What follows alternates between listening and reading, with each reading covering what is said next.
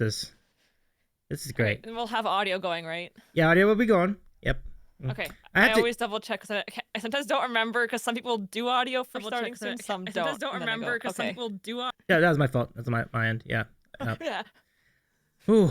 But no, exactly. That's why it's always so important for me to double check. Do you want to ping your followers that you're on like via Twitch? Because you can do that if we add you to stream together. So we can. Yeah, I was gonna ask if you've done that yet because I haven't done that yet, and I'm totally down to do that. Yeah, and it doesn't change the call at all. Like you can still be on Discord. It's not gonna pop. It's not gonna pop me up. It might, but I don't care. It'll be fine. Well, no, you would turn your mic off. You turn your audio off. You wouldn't connect anything. And then I'm good. Yeah. So okay. Basically, exactly. It just shows people that you're on. Okay, I'm gonna make sure I accept it on this tab then, so I can go and have it behind everything. Yeah. So you can join the call, but don't turn on any of your shit, and then you're good to go. And yep, see how easy that was. Very super duper. Yeah. Wait, is it? Oh, I have my mic on. Okay, sorry. Yeah. So just turn the mic off. Easy peasy. Easy peasy. And now folks from your channel will find you. I'm gonna mute the audio too, just don't have to deal with that at all either. I'm doing the same thing. Okay. Because it's all on Discord anyway. It doesn't matter. Crickster, welcome. I just don't want to worry about it. Oh yeah. Hi, Crickster. Welcome. Hello, friend. Hi. Hello, friend. Back. I'm about to type in chat hi because I'm stupid. Also, why is my? You know what? It's fine. Okay, so I'm gonna small.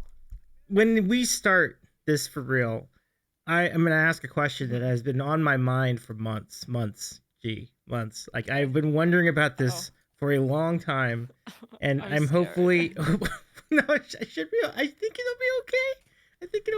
But I don't care. Honestly, I don't even care. I've become so much more like zero filter lately, and I'm kind of loving it. There's still some topics I'm like, okay, I shouldn't talk about that, but I've been talking some shit. Oh, really? Well, I mean, I don't want to get into that necessarily. Not necessarily tea. So. Ugh, boring. We can do some tea. Just. I thought this was a drama channel. Am I wrong? That's crazy. We've done drama on this channel. You know what? If there are some scenarios we can definitely tea on, like for example, the path to Twitch partner. We can talk about that. And how? We can so talk about that. We can really talk about that. We can so fucking talk about that. Sorry, I'm gonna swear a lot today. I'm in a swearing mood. I can just tell. I'm a new mom. I'm over it. She says, referring to her cat. Correct. Just a super random fact. Before all the peeps get here, I just bought a ham for 19 cents a pound. 19 cents a pound. What? That's crazy. That's great. Great job, Crickster. Well done.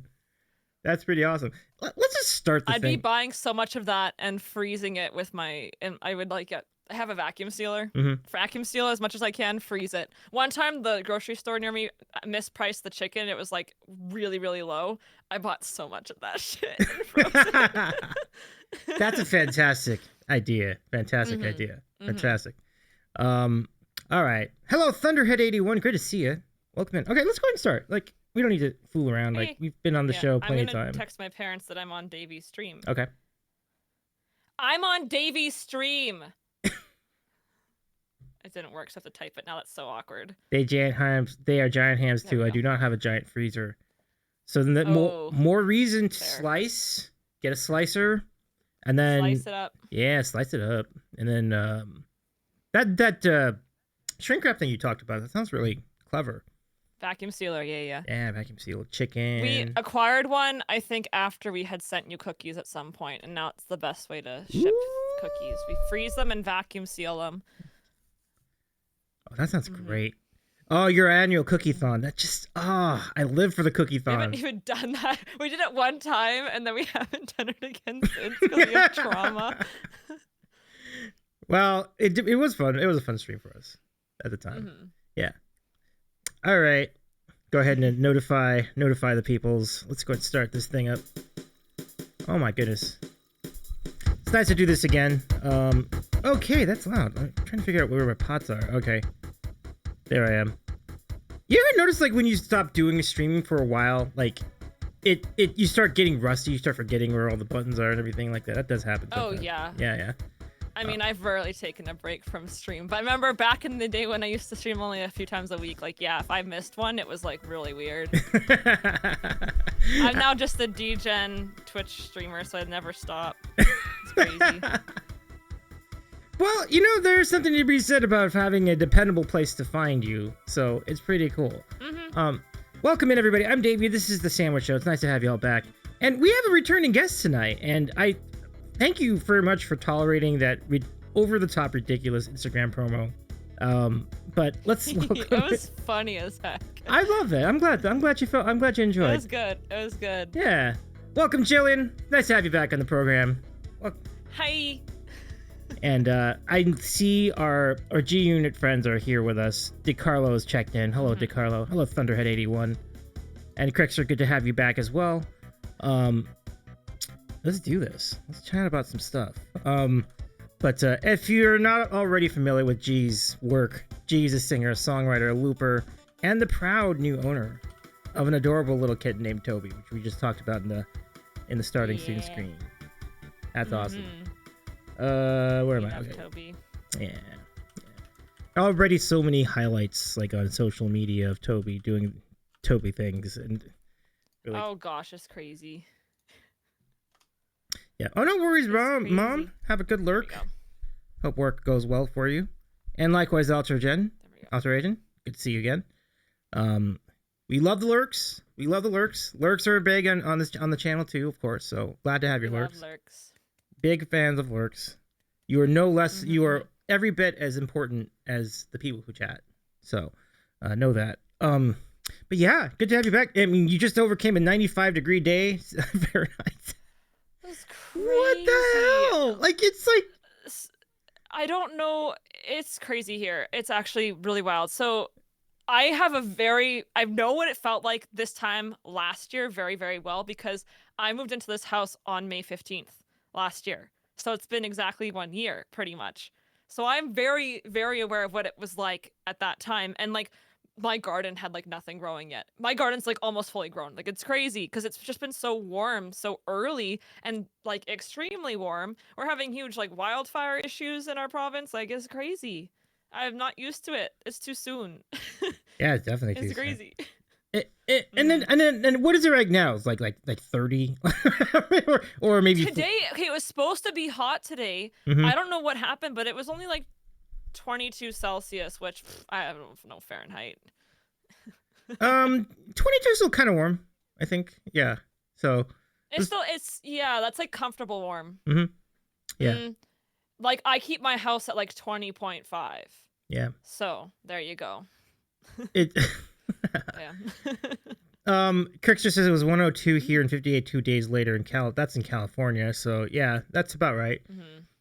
Most of North America went through that same little hump of heat. It was weird. But now it's just kind of in the middle again. Marvel Man, welcome in. Nice to have you here. Thunder says, I lurk a lot. I say hi and just chill usually. Well, we're so happy for you to have you hang out and lurk here. And probably at G's too, I think. Stuart says, hello, peoples. Who is this Queen Bee with Davey? Hey, Stuart, welcome back. The mod father in the chat. Yeah, but yeah, I know a lot has changed in the last year plus. I don't even remember when we last have you on the show. Like it was for karaoke, I think. A little bit ago. Yeah, at this it point. was a while ago. Yeah. I'm gonna guess like 3 years. Like, actually. Yeah. I think it was like 2022 that I was like officially on the show, and then like some karaoke between then. Yeah, and then the Nugget Challenge. By the way, talk about us blazing a trail. I remember we had this conversation in DMs when. Yeah, we DM'd. Yeah. We saw way bigger streamers do the Nugget Challenge. It's like that's our challenge. Like they're taking our segment. Like it was. I mean, it was great though. It was great, but we're also like, yo, like we did this shit like a year before. Like it was. I know, and then everyone's like, "Oh, it was so and so's challenge." I don't remember now, and I don't feel bad not knowing because we did it first. Davey did it first. I know it was fun though. But I get it though, because like they popularized it. We'll say they definitely watched your stream, kept it in there, and was like, "I'll just give it some time so it's not like completely direct, and then we'll do it." For sure. Oh, it was hysterical. The highlight I think for both of us, I mean, if just from what you remember, like what was I think we both have the same highlight. Like the peak of the show was the debate over whether the refunded nugget would count or not, or if it was staying in the mouth. Like there was a lot of discussion about that. Oh yeah, there's a lot of I was actually so because I did my taxes right at the last minute. I was like entering the receipt for it, and I was like, how many did we even eat? Because we bought a lot, and I didn't eat like any. And I had Modfather on here too, and he didn't eat much either. But like I remember on the screen it said like 6,900 or something that we ate. Wow. or 420. It was some nice number like that. But I think I ate like 10. Legitimately. No, it was great. I had no intention of actually eating a lot of nuggets. Like I was playing soccer, I think, at that point. So I was like, I'm good. You made the smart call on that one though, because like people who went for it, people like me, regrets the next day, absolutely. But works out. Jesus M730, thank you for the follow. Oh, hi, Jesus. They just followed me today, so welcome. Thanks for coming to visit over here too. Crazy. Well, welcome in, new friend. It's nice to have you here. Good to have you here. Gee, your song list is like, I don't think you've given enough appreciation for your song list. Like, I really like it. I've never actually some crazy stuff in there. Oh yeah, like today I was looking up. There's a song called Diet Coke in the song list. I'm like, dude, this song slaps. Like, this is a great pick. Pepsi. Did I say Diet Coke? Pepsi. Oof. Yes, you did. It's okay though. Diet Pepsi is. Hey, do you want to know? I know some lore with that song, kind of. I'm not sure on this. So, Addison Rae, TikToker, was famous from TikTok when it was like Musical.ly, before it transformed to TikTok. Like, you know, that Charli D'Amelio, that's where she's famous from. And she trying to do music, she did acting. I don't know. She's friends with the Kardashians. Don't know.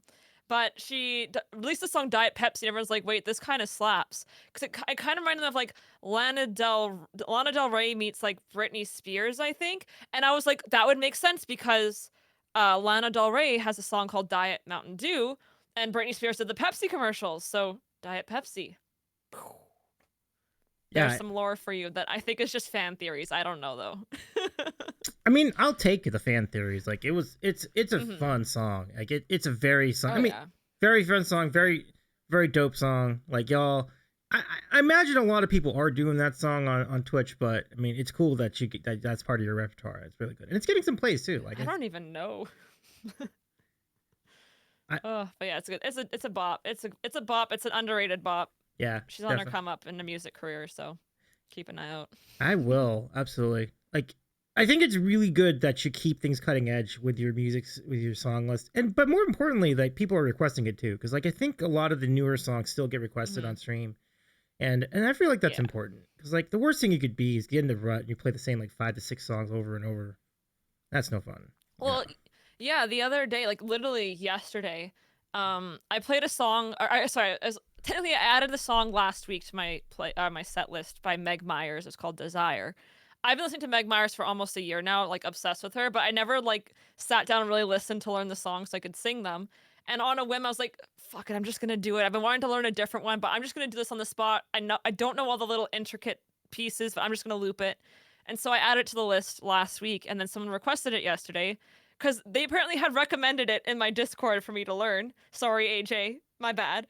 So I played it again yesterday, and then everyone's like, we like this song, we like Meg Myers. So I ended up doing 2 live learns on stream, and now I have 2 more Meg Myers songs in my list that people actually want to hear. And I thought no one was going to want to hear Meg Myers. I was like, I don't know if anyone even really listens to her. And here we are getting requests for them already. I was like, that's crazy. I'm very excited. Come request Meg Myers.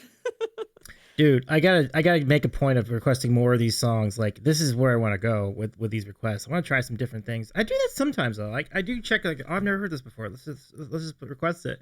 And you do every one of these songs. Justice is always really fun. And I don't remember how many of these songs you loop and how many of them you don't. I mean, obviously it indicates it on the song list, but I just looked. I have 100 songs that loop and almost 400 songs total. Good ratio. Yeah. You can't do all of them because I wish it was higher. Oh, I mean, I love looping. Ideally, it would be higher. I can understand that because like you get all the orchestration, you get your drums and everything else. Like it all sounds really good. But I can tell you, from my small amount of usage of the sequencer on this thing over here, that it takes a lot of time to make a loop like that, like probably hours. Yeah, and some songs I just say like aren't loopable, but reality is it's just because it's gonna take way too long because like every line is different, so you can't really loop it. You'd have to like have each line be its own thing on, and it just would take you forever to create. So yeah, there's some like limitations, especially for live looping. At least that's what I'll say for live looping. But the biggest thing too is like I didn't start out as a looper when I started streaming either. I was like just chugging chords on the piano. Now I try and do things while I sing on the piano at least, and I have guitar now and all that. So yeah, it's hard to have that balance when you have already just such a solid base with just piano and singing. So true, definitely feel like I'm playing catch up a little bit. So but I do think it's coming along. Like I think I've heard songs like Shapeshifter, for example. Some of your originals have been really fun. Dance the Night Away. Like they all have a groove to them. They're all things that you can dance to, and I think your Ableton system has really brought out some of the best in all the songs that you've written.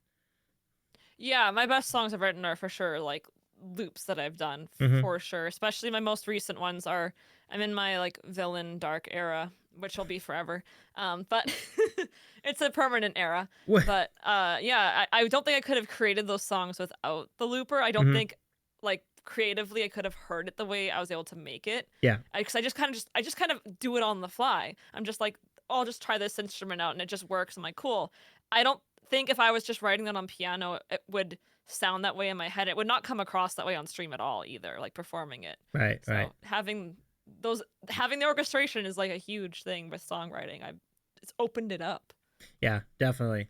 And I know that one thing I can imagine is that the pressure to like remember what you did if you want to recreate it later. How do you do that? Like, because even like the patches you use, like you're like sometimes you want to write another song. You're like, well, what did I use? Like, do you have any techniques to like keep that straight?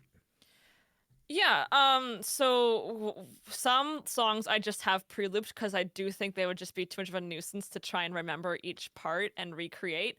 I do want to start getting into on my ultimate guitar, which I use for all my music, like lyrics and chords, starting to write like it's just some notation note, even if it's just like I'm literally writing each note like A, B, C, D, and I know kind of the order, then I could figure it out in my brain. But Ableton itself does have like a really great organizational system for instruments where you can like color code them. That's like a really simple way to do it, and that's what I've done for a lot of my instrumentation. And most of the time I'm using the same instruments. I'm a pretty lazy looper, but it works. So there's like I rarely change up the instrumentation now because of that. But like I said, it works. So but it does help define your sound too, though. So like, there's something to be said about having that identity. So that's actually kind of cool. So like, yeah, a lot of the famous bands throughout time have had specific instruments that define them, right? So it totally works. Yeah, that's really great. I mean, and it just seems like I can't speak to like how the momentum has been going for your stream specifically, but it does feel like you've got a good thing going.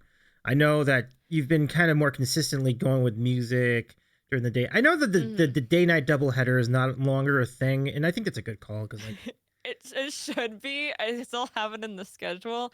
I just was not motivated doing the nighttime streams, and we all know consistency on Twitch is like a huge thing. So doing just one nighttime stream a week wasn't really working because it's a different audience, and I'm gonna be for real. I don't want to stream to 5 people when I'm trying to do things where I'm just chatting and only one of those people is talking, you know?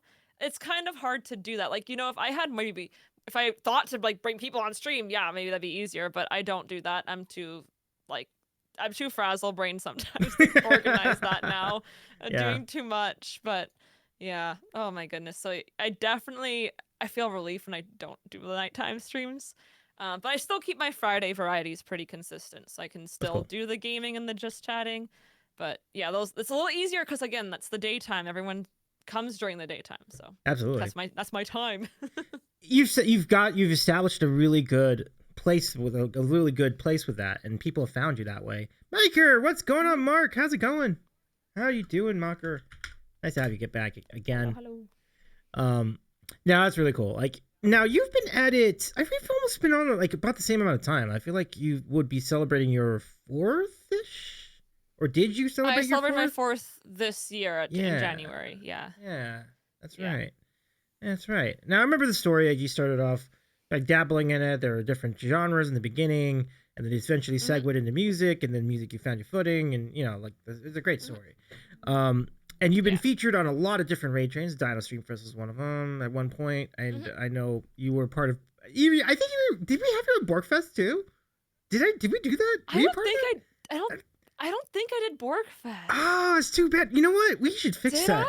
I don't think you did, which is kind of wild because like I feel like it would be your thing. I've borked a song for karaoke maybe. That's all. I'm trying to think of like anything I did with Bork, and I was like, I think that'd be. Have I? I don't know. I don't think so. Maybe not. Maybe so. I don't think so. Yeah. I'm gonna search Bork in my commands. See if I had a Borkfest command. That's a good way to do it. I don't currently have one. Okay. So, but I also have recently gone through and deleted all the commands I wasn't using, so I could have deleted it the other day. I don't know. It's totally fine. I do think we need to bring Borkfest back, and I'm hoping we can do it pretty soon. So Mocker says Borkfest when you're in. G, if you want to jump in on it, you're in too. Borkfest. I always like to go with like people's stream times. So like I don't specifically ask people to stream outside of their normal time. So whatever your time you're normally streaming, that's about what I'll go with for your time slot. So that's always cool. It's easier for me too. Like it's just like I know when they stream, so there's a greater probability of them doing it that way. So that's always been my position. Yeah. Like the one thing about streaming, like. And you've experienced, and I've experienced it, then when you get asked to stream at really bizarre hours. Now, sometimes I really like the challenge of that. Like the latest stream I ever did was like one when I was at my parents' house from like 10 to like 1, doing a piano stream. That was actually kind of interesting. I really actually enjoyed that. But I do know that late night hours can be good because there are less people streaming and a lot of people who are just different time zone chilling and then also just wanting something to fall asleep to. So I know late night hours are actually kind of like a good time to stream as well. Yeah. If you do it consistently, again, of course, it's going to be even better. So yeah, you're right. And people who are streaming in regular time, like regular nighttime hours, need a place to raid, and that's a big benefit to streaming late, is that you'll catch all the people ending their streams, and then you can be like the post game for them. Can I talk about it was a raid train drama, but it wasn't real drama because I never talked about it, but it's been years, so I can talk about it. Let's hear it. So one time I was asked to do this raid train, and they were like, hey, like, when can you stream? And I gave them like the full day. Like, here's the 12 hours I can stream. I am in an apartment. I think at the time I was actually working full time. So I was like, if it's a weekend, 9 to 9, I'm good. But I cannot go outside of those hours because I'm in an apartment where I know if I'm doing it at night, that will be a problem. But then like after work, here are my hours. And they ended up releasing the schedule, and there was me and a couple other people around me scheduled for like 4 a.m. And I was like, what the heck? Why would they put me there? So I like reached out. I'm like, hey, I was supposed to be part of this, and you've put me in a time slot I can't do. And these other people are also having this issue. And they got back to me and were like, I was told you were talked to and you had agreed. And I was like, who the hell said that? No one's talked to me. And rather than go back and try and rework the schedule, they were like, can you make that work? And I was like, nope, but can you take down the schedule and fix it? Because I was in early saying I could do this, and it seems like I was just tossed aside along with these other streamers. Now, if we want to talk numbers, I genuinely believe this, that me and the streamers who were scheduled at 4 a.m. were smaller compared to some of the ones that had the daytime slots. And I genuinely, wholeheartedly believe that this person just hoped that we would just take those slots, or did it on purpose so we couldn't stream in the regular slots we were already told we could have, so that they could have the bigger streamers in those slots. And I fully believe that. It's been years. I feel fine talking about it.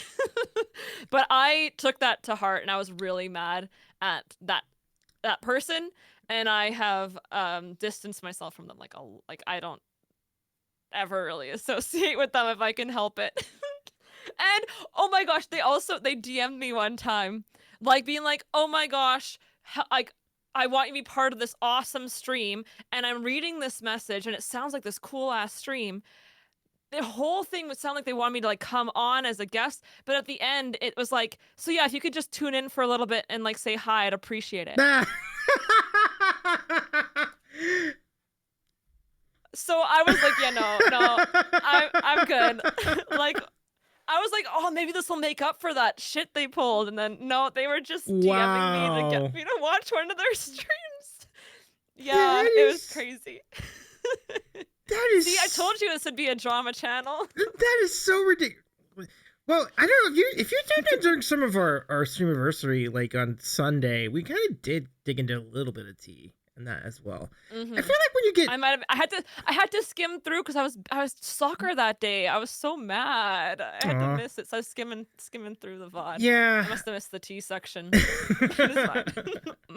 Well, it's kind of related to what you're talking about because there's one of our characters, like there's a character on this channel, Dopey Bumbles, and Dopey was inspired by someone from a raid train.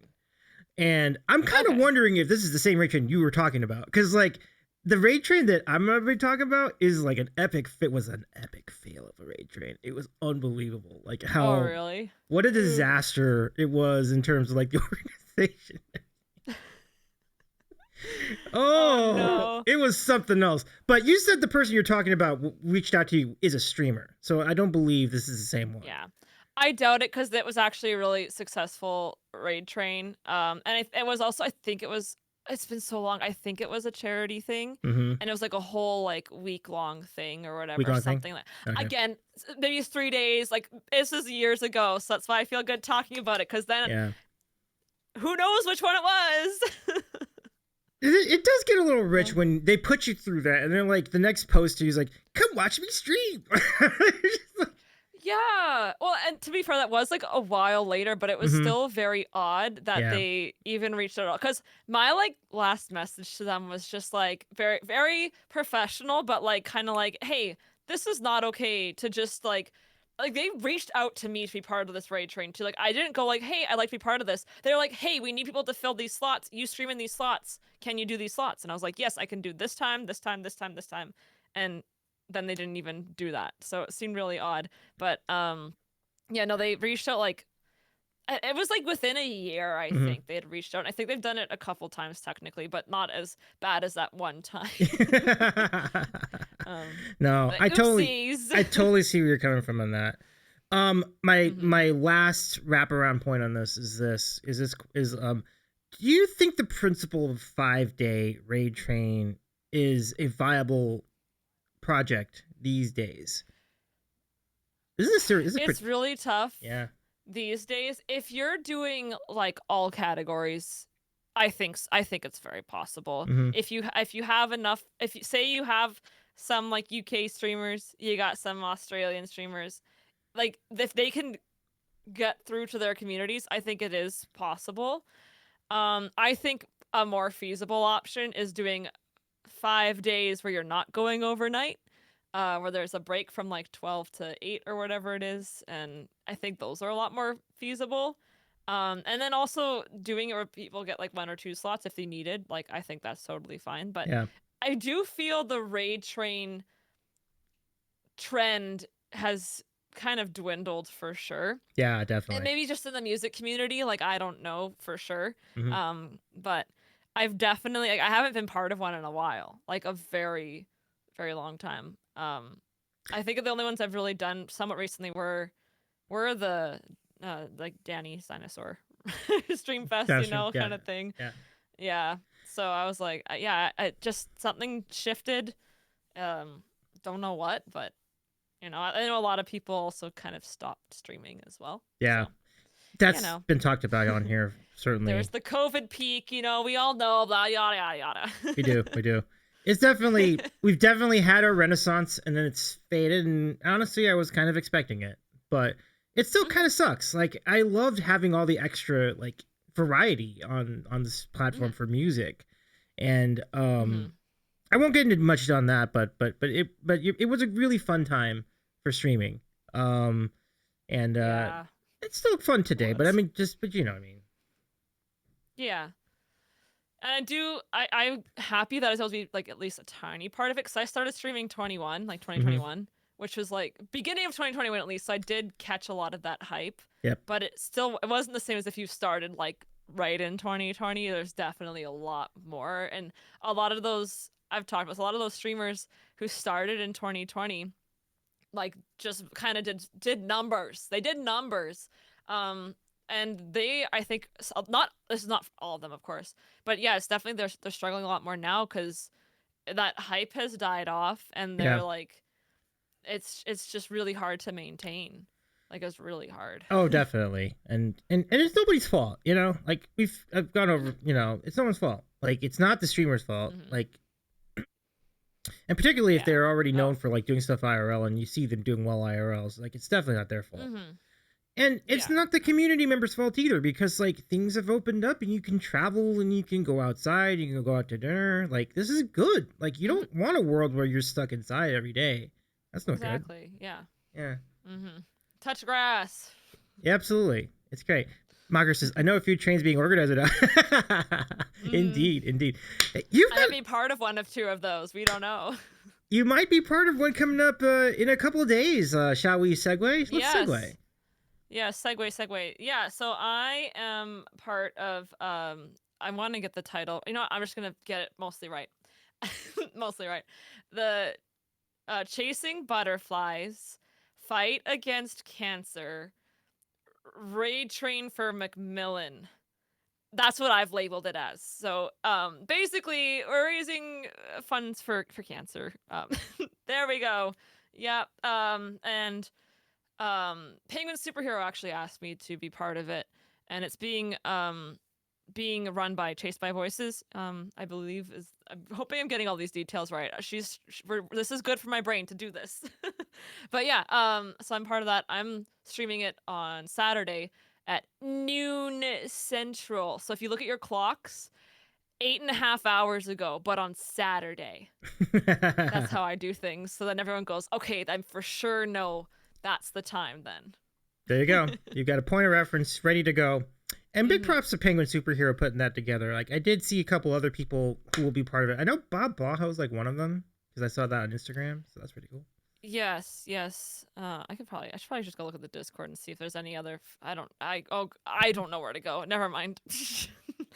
There's a lot of information. It's a good Discord, but there's just a lot of information in different chats. But there's a lot of amazing streamers, so I'm excited to see. That should be really fun. Yeah, Chase by Voices. There you go. Chase by Voices. Thank you for the shout, Mark. So give them a follow as well. Well, very cool that you get to be part of that for a little bit, and hopefully that goes well. And it does look like a pretty well organized venture. Yeah. Because I think they're doing everything like Tiltify, which is always really nice for stream when it's through Tiltify, because it just kind of does everything for you with the overlays and stuff. But yeah, I'm excited to be part of it. I haven't been part of a charity raid train specifically in a very long time. I wasn't scared of doing them, but I definitely intentionally pulled back from doing charity raid trains for a little bit, just because there was a lot of sus ones out there that I was like, you know, I just want to make sure. And you know, because Penguin asked, I was like, okay, I'm chill. Like, I feel good about this. I feel I can trust these people. You know, it's people that I feel like I know more. So I was like, okay, this organization seems legit. Okay, cross our fingers. You're right. You never know. Yeah. But no, I feel like in Penguin's hands, I feel pretty confident. Yeah, I feel pretty good about it. No, I feel good about this. Yeah, for sure. 100%. And I might be part of another one near the end of the month, but that's like just getting talked about right now. So we don't know. Okay. We don't know. Keep your eyes peeled on that, everybody. By the way, our guest tonight, Gillian Hayek, a great friend of the program. Go follow Gillian's channel if you're not already. Get to know her awesome music. And it's gonna make it look all pixelated. There we go. Tremendous. But I think just as fun as the conversations had and the topics on the channel, like we get into a wide range of subjects. Good times. And so, quick question: do you have a sandwich for us tonight? I do. You do. Okay, so let me bring you in then. I don't because as I mentioned to G, I had a dental procedure. I was gonna ask about that. All good? It's good. I'm good. I'm doing all right. Yeah, it's definitely not hurting too bad. I will eventually be able to eat like sandwiches again in like a week, like less than a week actually. Probably. So I shouldn't redeem Bean Boozled. No, you can redeem Bean Boozled. That's fine because I just take it on the other. Don't ever apologize. Don't ever apologize for that. It's if it's available to redeem, you can definitely redeem it. Yeah, no sandwiches. See, I say that, then I forget to take off Alvin and the Chipmunks, and then in March we're singing Christmas songs. It's crazy. I go, wait, how did this stay on here until March? What the heck? Funny. And no one redeemed it for like 3 months. That was crazy. So yeah, no sandwiches for about a week. Oh, E-Room, what's up, E-Room? Thank you for the raid. Well, I'm gonna go to the piano regardless. Let me bring you in really fast. E-Room, thank you so much for the raid. How's it going? I predict a riot. I predict a riot.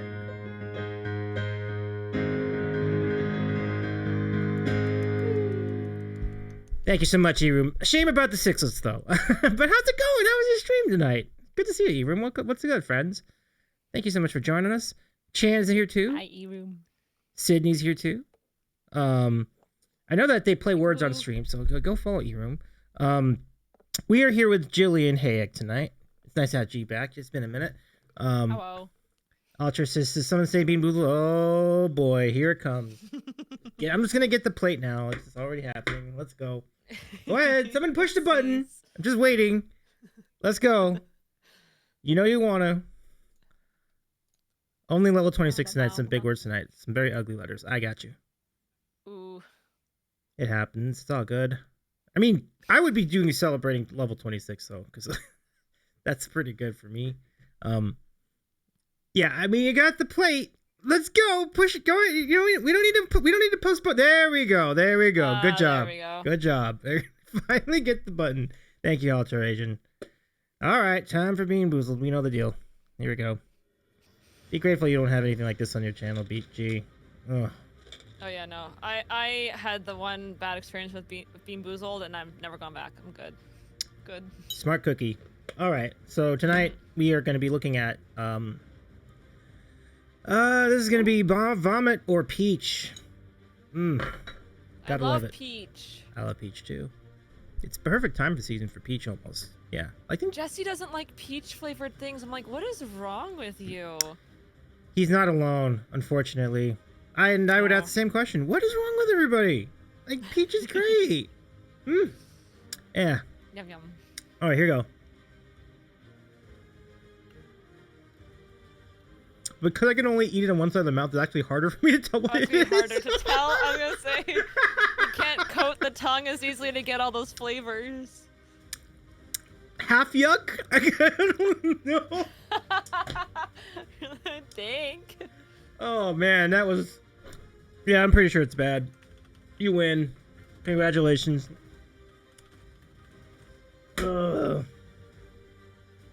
it's not hitting me as hard because I can only eat on this side. It's cheating. It kind of is. Oh, dear. Too fun. Oh, my gosh. But thank you, Altera. Glad to do it in good faith. Okay, so G, I think I'm going to try to guess. Will a prominent ingredient be in your sandwich tonight? I'm going to say yes. And I'm going to guess the prominent ingredient is potato chip. Before we do that, though, let me bring in the segment. Here we go.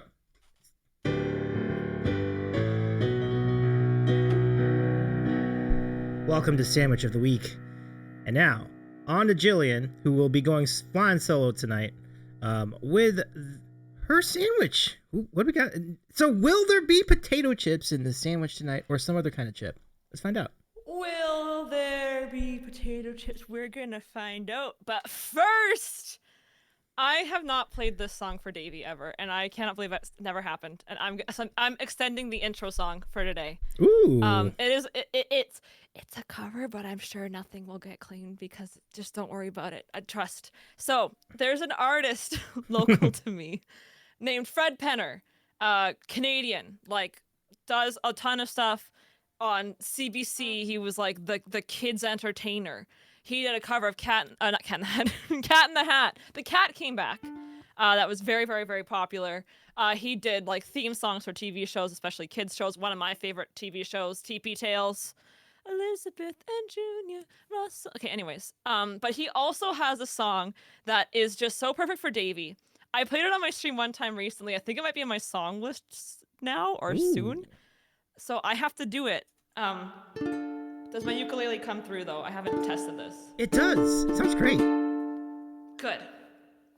Sandwiches are beautiful. Sandwiches are fine. I like sandwiches. I eat them all the time. I eat them for my supper and I eat them for my lunch. If I had 100 sandwiches, I'd eat them all at once. I'm a roaming and a rambling and wandering along. And if you care to listen, I will sing a happy song. I will not ask a favor and I will not ask a fee. But if you have a sandwich, won't you give a bite to me? Oh, sandwiches are beautiful, sandwiches are fine. I like sandwiches, I eat them all the time. I eat them for my supper and I eat them for my lunch. If I had 100 sandwiches, I'd eat them all at once. Once I went to England, I visited the Queen. I swear that she was the grandest lady that I'd ever seen. I told her she was beautiful and could not ask for more. She handed me a sandwich and she threw me out the door. Sandwiches are beautiful, sandwiches are fine. I like sandwiches, I eat them all the time. I eat them for my supper and I eat them for my lunch. If I had 100 sandwiches, I'd eat them all at once.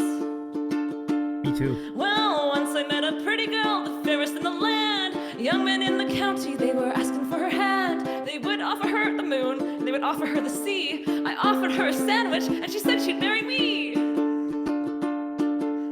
Sandwiches are beautiful, sandwiches are fine. I like sandwiches, I eat them all the time. I eat them for my supper and I eat them for my lunch. If I had 100 sandwiches, I'd eat them all at once.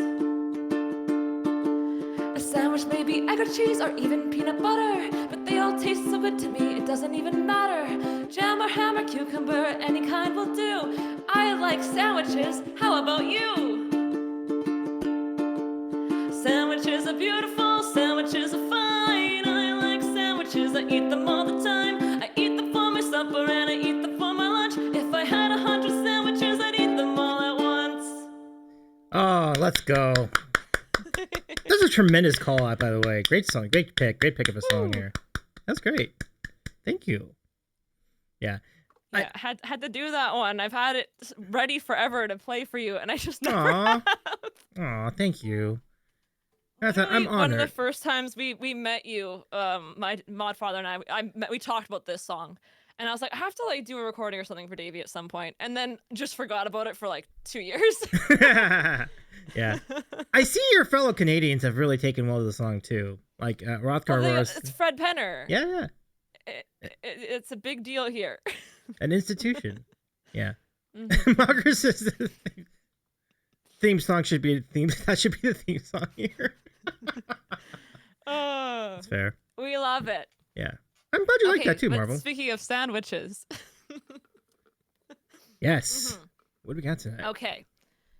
Okay, we need to talk about some what's terminology here, vocab, if you will.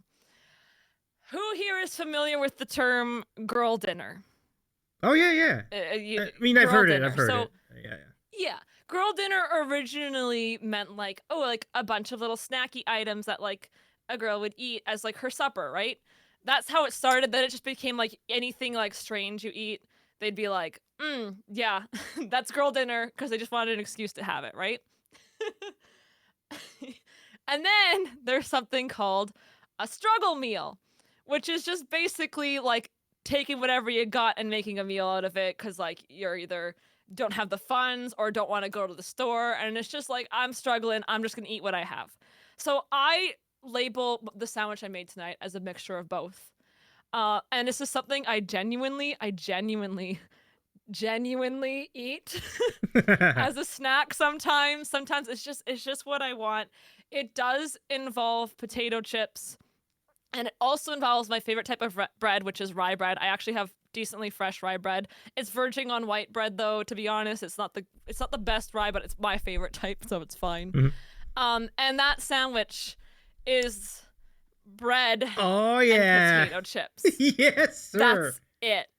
That is all it needs. I just like the crunch. The crunch is so satisfying, and then the soft bread with it's all carbs. I don't care though. It's my girl dinner struggle meal. Don't care.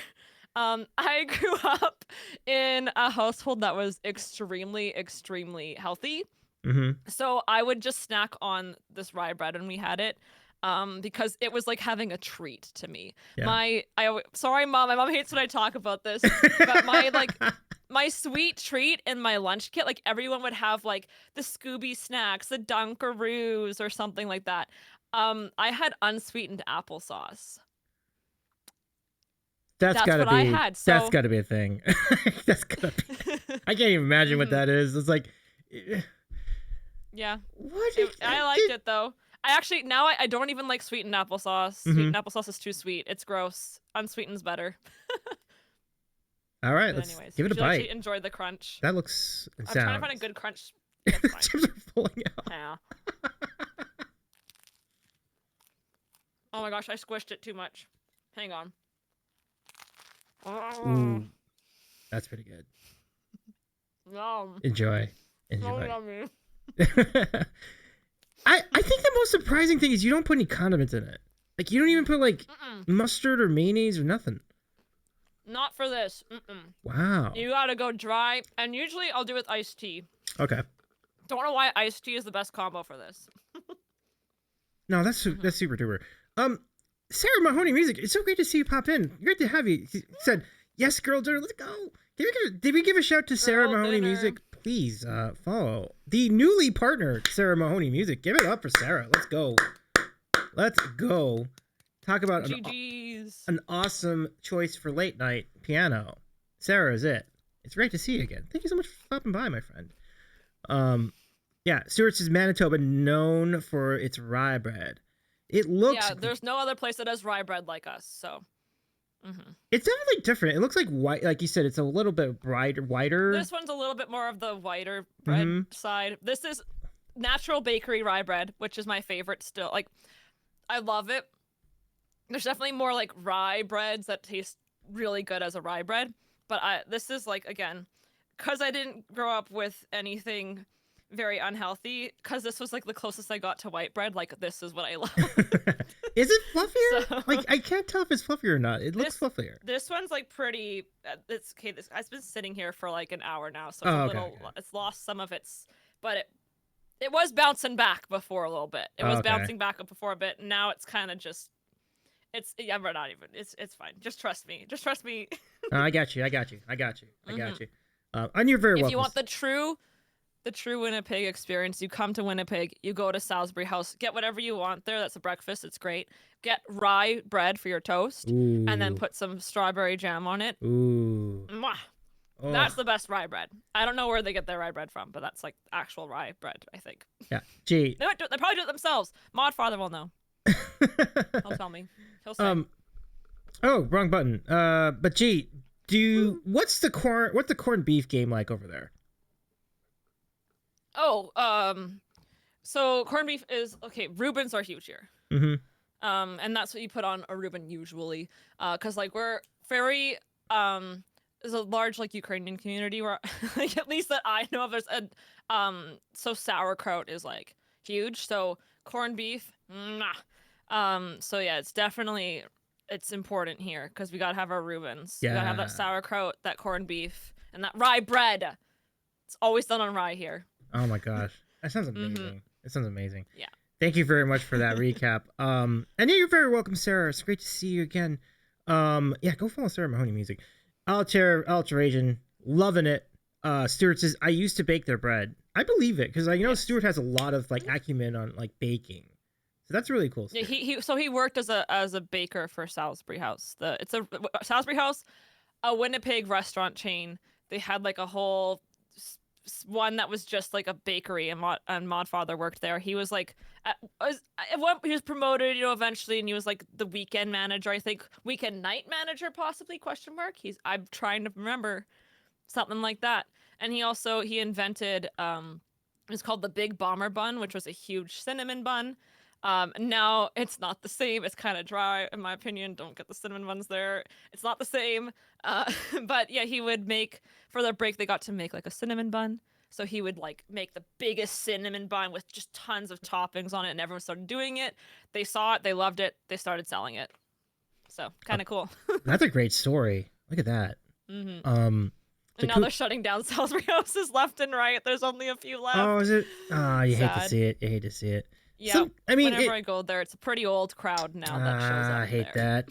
It happens though, like if a chain's been around for like 40 plus years, it can happen. It's just been that's a lot of time, like it's a long time for anything to be around.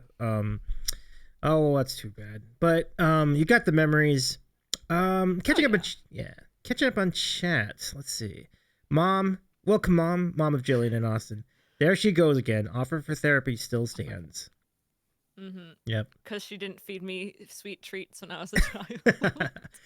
No, I salute your mom here because it kept you out of obesity issues. This is good. No, I for sure am so grateful for it, because I was also like super athlete, by the way. That's what I did my entire life up until 2017. I was an athlete. Like that's what my goal was. That's what I wanted to do with my life. So yeah, definitely was important, because once I started eating what I wanted, it's so much harder to work out. It's crazy. It's crazy. Yep, definitely is. Rothgar says, if you don't know Fred Penner and grew up in Canada, you are eliminating a whole age range that you could be. Yes, that's true. Oh dear. That's true. You must be up there in age if you don't know who Fred Penner is. Or maybe you're down there in age, I should say. Down there is probably more accurate now. Yeah, that's what I'm thinking. Yeah. Them Gen Zs. Gen Alpha as well. I'm technically Gen Z, so I can't say that. You're kind of that's true. I'm a cusper. I identify as a millennial. Like, actually. The whole thing with millennials, like, you didn't grow up like without technology, but not like the advanced stuff really. And that's because my parents more trauma. Just kidding. We had like no electronic rule. Like we didn't have any video game stuff. Like we had a family computer and a TV. We weren't allowed them weeknights. Like if it was a school night, absolutely not. And then the only reason we ended up getting any kind of video game system is because we won a Nintendo Wii in a silent auction for like a hockey wind up. So like end of year celebration for one of our hockey teams. Wow. Yeah, and we were allowed it because it was like, it's active. Meanwhile, we're getting all the games where you just sit there and click. But you know what? It was the gateway. It was the gateway into that. Then all of a sudden there was DSs. Yeah, terrible parents. No junk food and no electronics. We were not iPad kids, unfortunately. Wow. My brother and I. Y'all were raised old school. Mm-hmm. That's crazy. Especially in that era. For that. Yeah. Mm-hmm. For sure. Well, like, for me, age-wise, I got an iPod when I was in grade 7, an iPod Touch, because I'd wanted one forever. Or grade 6, actually, and I'd like saved up for it. And Modfather saw the iPod. He's like, this is like the coolest thing ever. And he got himself an iPhone. So that's when the iPhone started to come about, was around that time. So when I was in middle school, that technology started to really come in. So I don't think my brother and I could have been true iPad kids even if we wanted, but we were close. Almost happened. Let's say hello to King Downbreaker's on a welcome in 100 stream streak. That's holy wild. Wow. Big time props to you, King. Welcome in. Who says, hello, I am new here. I love it. Nice to meet you. I believe you. Yeah, me too. I've never seen that name before in this chat. And I don't know where that command came from because we just met the guy, but that's all right. It's good to see you, King. Welcome in. That is such a cool that's actually a cool backstory. A new nugget I did not know before, so that's pretty neat. Let me ask you a question about your channel, because this has been the question that's been burning in my head for months. I was scared for this. Okay. It's not that big a deal, I don't think. Well, I don't think it is. We'll find out together. I don't care. All right, here we go. So when you have your stream title, I noticed that there are these squares that end up in the title. Yes. Like right now, the title. Oh, now it's why? Purple. It's purple. Let me hold on. But sometimes it's red, sometimes it's orange, sometimes it's come on, where's my thing that's blocking you here? Why are you being hold on. Oh, there it is, got it. There we go. Yeah. So and I'm just wondering what are those square what is the significance of the color of the rectangles? Is it a diagram? Is it a is it an indicator? Is it like a legend? Like Okay, do you want to Okay, everybody, if you are on your phone if you're on your phone, go to your emojis and scroll to where all those colored squares are. If you're on a computer, you're going to click on a chat box, you're going to hit the Windows Start key, and then the colon or semicolon, and you're going to see the emoji keyboard. You're going to scroll down to those emojis. Okay. And I'm going to tell you how I do it. All right. So I look at my previous stream, and I go, what color was my previous stream? And I see, it's blue. So I go, okay, then today's purple. And that means tomorrow's red, and then orange, then yellow, then green, then blue, then purple. And I just follow the sequence that the emojis display as. And I just sometimes I fuck it up, because sometimes I'll do it through my phone, and it's kind of in a reversed order on my phone. So when I type it on my phone, I always do the wrong color. Then I have to go back and fix it after the stream's over, because I don't notice till later. But it's usually in the same order-ish. I sometimes make an exception.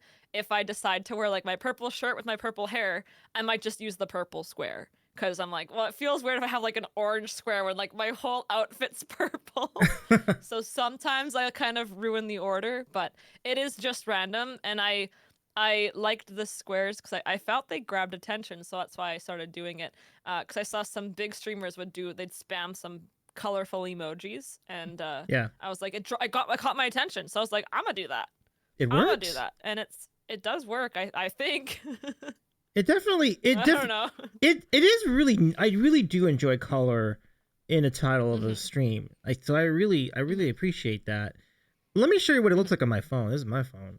So you can see there's purple and orange, and it's just kind of like laid out like that. So you just go by the next one. Yeah, so that's how I sometimes get messed up, because it's vertical instead of horizontal. So oh, sure. Oh, one of these, and I don't know which one. Yeah, I always end up doing it backwards for some reason. Oh, I gotcha. Yeah. No, that's great. That's so cool. I'm so relieved to finally know how that works. Like, I love the system. That's so cool. Yeah, I just go in order, because then it looks kind of cool if you see them like in my like stream manager. I see it in like the rainbow order all the time, so it's kind of cool. Oh, that is cool. I'm trying to I will say, yeah. Go ahead. Yeah, I will say the only downside to doing an emoji in your title is that like sometimes devices can't load that, so it'll be like a little question mark box instead. But I think at this point everyone knows that means there's an emoji there. They're not like going, why is there a question mark? Like they know it's just not loading an emoji. Gotcha. So at least I hope, but that's the only I haven't seen that on like any device I have, but I think there was like some notification that went to a Discord server I was in where it did do that question mark box, but it wasn't important, so it was okay. That's pretty cool. Yeah. All right, so I think I'm gonna go it's almost time for random questions. I will need to take a quick BRB on my own. Do you want to entertain chat, or do you want to just want to do a hard BRB, and then we'll just run. I can entertain chat. Okay. Rothgar says, have you ever considered embedding numbers or resistor color codes using emoji squares? Or am I the only one here nerdy enough to think of doing that? That just sounds like extra work. Oh my goodness, that's funny. Okay, so I'll be right back, but Gillian will stay here and hang out with you all in the chat, so feel free to chat with our friend. Big screen me, yeah! Okay, guys. What if we just sat here in silence forever? Actually, this is weird because I have background music on my stream that I can hear in my headphones all the time. So this is weird. Oh my gosh, I predict a riot. Okay. I got this. I predict a riot. I predict a riot. I predict a riot. I predict a riot. I'm sure I got all those chords right.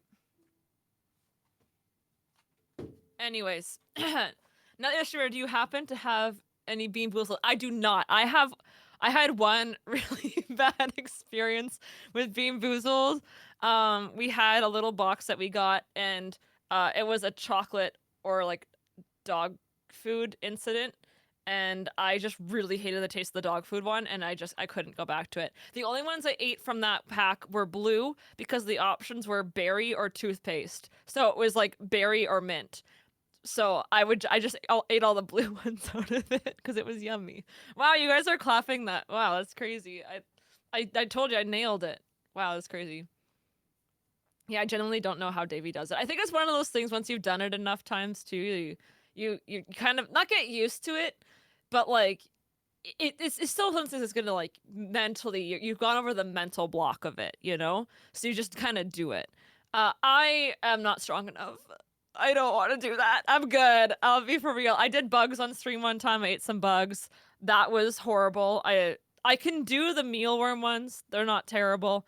But the cricket one, I ate a whole cricket one time. By that I mean I bit into it and I went, oh, no, no, no, no, no, no, no, no, no, no. It to me just tasted like dirt and grass and not in like a ooh, it, you know, I was just thinking this cricket ate dirt and grass, and now I'm tasting dirt and grass in my mouth. So I was not a fan. The cricket incident was horrifying. Yeah, I started gagging on stream. I had to spit into my garbage can. I was like, the crunch it made was awful. I was like, I can never do that again. Mm-mm. Oh, the cricket incident was horrifying. Might as well just eat the grass and dirt yourself. I would rather have done that than eat a cricket. I'll be so honest. My shoe apparently came untied. I don't know how that happened.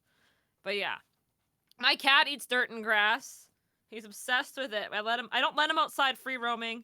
I take him on a leash outside. He's harness trained now, sort of. And I put him on a leash outside. I got a like 15-foot leash that he just roams around on while I sit there. I have very, very big stance, a very controversial opinion. There's no such thing as a good outdoor cat. Outdoor cats, no, don't do it. It's bad. It's bad for environment. It's bad for your cat. No do. Free roaming outdoor, bad. There's too many dangers for your cat, and there's too many things your cat can kill. So that's why I always supervise my cat outside. I saved him from killing a bird the other day, actually. I could tell there was a bird that he was like really interested in that was kind of close. So I shortened up the leash, and this bird had a death wish and decided to fly towards Toby and get like a foot away from him. And because I had shortened the leash, he couldn't get to the bird, but he did try to attack it. And had I not shortened the leash, he would have got the bird. So it's very important that if you do let your cats outside, you monitor them. Very, very, very important. It was crazy. He nearly killed a bird, but I saved it. I didn't let him get it. I did it. I'm a hero. Yeah, you are. Well done. Well done. Thanks for entertaining the chat. I'm just trying to look at the chat like, what were you guys talking about? I was just like... I just realized that seems so random. It really does. I think some of that was about there's a cricket incident. Oh, no. I'm sorry about the cricket incident. Yeah. That was from years ago. We're fine. You saw nothing. Everything is fine. It's okay. I'm not gonna lie, eat bird every day. Well, yeah, I mean, imagine if you eat chicken, that is a bird, so that would count. I eat eggs every day, so I guess I eat bird every day. That's true. It's part of a bird. Absolutely. Gillian, this is the most random question imaginable. If you past or present, if you could think of any game show that you'd ever want to be on as a contestant, what game show would you want to be on the most? Oh no. Family Feud, because I think my family would be so good at Family Feud, because we're all like really outgoing, kind of funny, I think we would rock that show. Even if we didn't win, we would be the most remembered family on that show. For sure. Yeah. 100%. Like Mod Father, my mom's hilarious. My brother he's funny. We'll leave it at that. I think we'd be a really good group to like go on Family Feud. So I actually genuinely think that's what I would choose. Genuinely. Yeah, Stuart says they might shut down the show for good. I think you're right. I think he's right. But it would be great. It would be very entertaining. It'd be so good. But there's a lot of like game shows I do like enjoy. I feel like I would do okay on. I want to do high scores. I want to do the lip sync battle. That's what they need. I want that. Oh, I would nice. be good at that lip sync battle. That'd be fun. That is so good. Yeah. Yeah. Good to see your scores. I know that Viber did a lip sync battle for. See, she doesn't. Oh no, it's not called lip sync battle. Lip sync battle is like a different thing, right? Like that's a there's a TV show. There was a show. It was Jimmy Fallon had like the lip sync battle on the Tonight Show or whatever, and then it became its own thing. Or I'm not sure if that's how it went, or if they did that on purpose to create the show. I don't know. Conspiracy theories. I don't know. I don't think it matters. I mean, that's a great concept. I love the concept. Yeah. Political correctness would not happen. I know that well because I've talked to Stuart plenty of times too. It's good times. Yeah. Good times will be had though, for sure. Kinks is caught with a bang. Yeah, absolutely. Or is it bang or ban or both? Probably a bit both. Yeah. Probably a bit both. Yeah. Little column A, little column B. All right, friends. Well, it's that time again. Let's bring in our favorite moment in Twitch broadcasting. Do the dance. It's time for we'll flip a coin. There you go.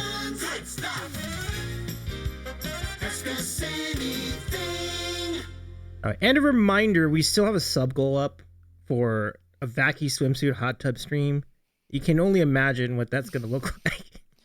Oh, no. All it takes is 70 more subs, so get them in. I should probably reduce the total, though, because some of the subs expired, so maybe that's not fair. But no, I think I'm going to leave it. I feel like the community needs to earn this. So you've got about a month. Rothgar says, or 2 weeks at this point. Question, are you Team Banana or Team Pop-Tart? Ooh, geez, listen to this question from Rothgar Aurora. Here it is. Are you Team Banana or Team Pop-Tart for the food that most resembles a phone? It's hard to say because I grew up with both. So I have never, ever, Pop-Tart that was sugary. I did not have that growing up. So no, bananas what like I always use, my friends would always use to like do the phone thing. But now I can see why you would use a Pop-Tart instead. Because that's what everyone's phone looks like, a Pop-Tart now. But I think I'm still Team Banana because if you're pretending to be on a phone, you're still doing this. This is a banana. This. You're not going hello when you pretend to be on a phone. No one does this. This looks weird. This looks like you're trying to hold something up. And you're like, try new toothpaste. Now in your local grocery store. Right. No, you're doing this. This is a banana. Or Sadu. Yeah, right. It's Sadu as well. Yeah. Dual purpose. A great question. So, Rothgar, I think G has opted for the historic and iconic symbolism of the banana phone. Yes. I love it. Yeah. Thank you for your question, Rothgar. It's gonna die off. I already know it. So we got to hold on to it as long as we can. It's kind of don't know. Here's the thing with the phone though. Like, I feel like you still need to keep a few of them around because what happens if the electricity goes out? When the electricity went out in the past, the phone still worked. So, what are you gonna do when you convert everything to VoIP or cell phones? Like, you're kind of screwed if the electricity goes out. I know, it is kind of weird. Yeah. Yeah, it is something to consider. Especially, like, I've been thinking about this a lot more lately because there are some fires going on here, And I do have some family who have cottages near the fires. It's not their main home, so it's not like it's still sad, but they're fine. Yeah. But a lot of the power's out in those areas, and it's like crazy because people are trying to find places to stay, and it's like they don't have a way to do that when they don't have electricity. So I hate that. Gets a little tough. We dealt with all that in January over here in LA. It was brutal. Yeah. Hopefully it's not that bad over with you all up there though. So we'll see, I guess. I'm half removed from it on purpose so that I don't get too into it, Yeah, I understand. I think right now it seems things are safe. Like we have the water bombers going, and it seems it's not contained, but like it doesn't seem like it's going crazy in really bad directions right now. So. That's good to know. Well, we're thinking of you up there in Manitoba, absolutely. So I'll just, or if someone takes it, the cell towers, right, exactly. I mean, there are a lot of cell towers, right? But still, that's definitely a possibility. Well, a lot of people who live out in cottages, a lot of them, like, there's no reception in a lot of those places too. Yeah. So, just generally, never mind when there's fires and towers going down in the fires, like, it's already so bad out there. Yeah. So I've never been able to stream out there because of that. I was like, I'm gonna stream out there, and I'm like, never mind. No, that's too bad. I know, like, and some of these cottages are really nice. Like, they're really charming, and they have great views and everything. And it's like, but the internet sucks, so you can't do any streaming. So it's like, well, the thing too, we were just talking. They were gonna run fiber to my uncle's cottage. I don't know if I'm assuming that's gonna be delayed now because to get there, it's all fire paths. So I don't know what's gonna happen. Yeah. Good call. Yeah, that's true. Very true. It puts people's lives on hold, these fires, All right, let's get to E-Room's question. And thank you for your question, E-Room. The question is, have you ever been pooped on by a bird? I don't believe so, but I had a very close call this morning, so it's really crazy you asked that question. I was sitting in my chair this morning with Toby out on his leash because he needs his outside time every morning or he goes insane. I'm not at all triggered by him, but I was sitting in my chair and I sit in the shade, but I'm not like right under I'm not like right under a tree or anything, just because sun, the trajectory, right? We all understand how that works. So I wasn't directly under it, but kind of part of it was. And I look up to see Toby, and this like thing goes like right in front of me. And I look up, there's a bird. It looks like it's right above me, but it's a little bit in front of me, and it shot right in front of me. Wow. Right in front of me. Oh, that's terrible. I was like, that was really close. And I swear, that bird has it out for me because I swear it's the same bird. When there's a tree I was under, and I would walk around, and I swear he'd try to stay right above me. I'm gonna film it one time because he's not always around, but it's got to be the same bird that just wants to be above me. So I'm really scared it's gonna happen sometime soon. Ooh, I feel it. No, I do sometimes think there are some birds who are after me too. I mean, not anymore, but when I lived back in other neighborhoods back in the past, yeah, I know what you're talking about. They get familiar with you as you start walking down the street. Like I feel like they know you. Yeah, I have been pooped on a bird, but I think it was on my pants or something like that. I don't remember where, but that's like one of my biggest fears. It's like I am horrified. The two biggest fears I have in my life, like day to day, getting pooped on by a bird and drinking spoiled milk. Oh, God. Yeah. No. Oh, I'm scared of milk. I have to read the milk. I have to see what the date is on the milk, and even if it says it's fresh, I still smell it just to make sure. Still smell, yeah. It's still. That's fair. Yeah, it's hard. I think this is why I don't drink milk that much. It's just too much work for me to just have to keep guarding myself against bad milk. And have you ever had the moment? So the little cups, the sealed cups of creamer. Yeah. Yeah. I didn't know those went bad. So one time I just took Oh, no. Oh, it was rough. Oh, I had to pour it's like, what? Oh, so sour. I had to take the whole coffee. It was such a good cup of coffee, too. I one time I always bring like an iced tea to work. I make it at night and I have it sit in the fridge so it cools, and then I put my milk in the morning, and then I go to work, and then I would drink it with my lunch. And one time the milk was definitely bad, and I did not know until I went to go sip it at lunch, and I had to text Jesse, and I was like, "Hey, don't drink the milk." And he went and checked, and he was like, "Whoa." So, oops. Yeah. Oopsies, that was not good. But yeah, because it was mixed. It wasn't like super in your face, but it was definitely like, that's not right. So I chucked it, unfortunately. I hate that for you. I do. Now, Rothgar says... Not fun. Not fun at all. Crows remember faces of people who wronged them and will come after you years later, even if you just happen to look like someone who wronged them. Yeah, they also remember if you are nice to them. So... Okay. You know, that works too.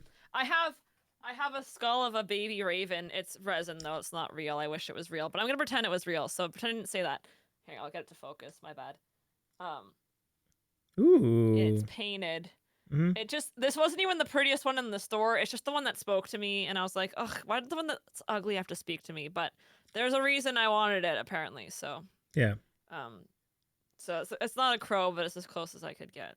It's a keychain. It's fine. I kind of like it. It's kind of goth. I kind of like it. Yeah, I'm kind of. I got it at a witch store, so. Ooh. I like that too.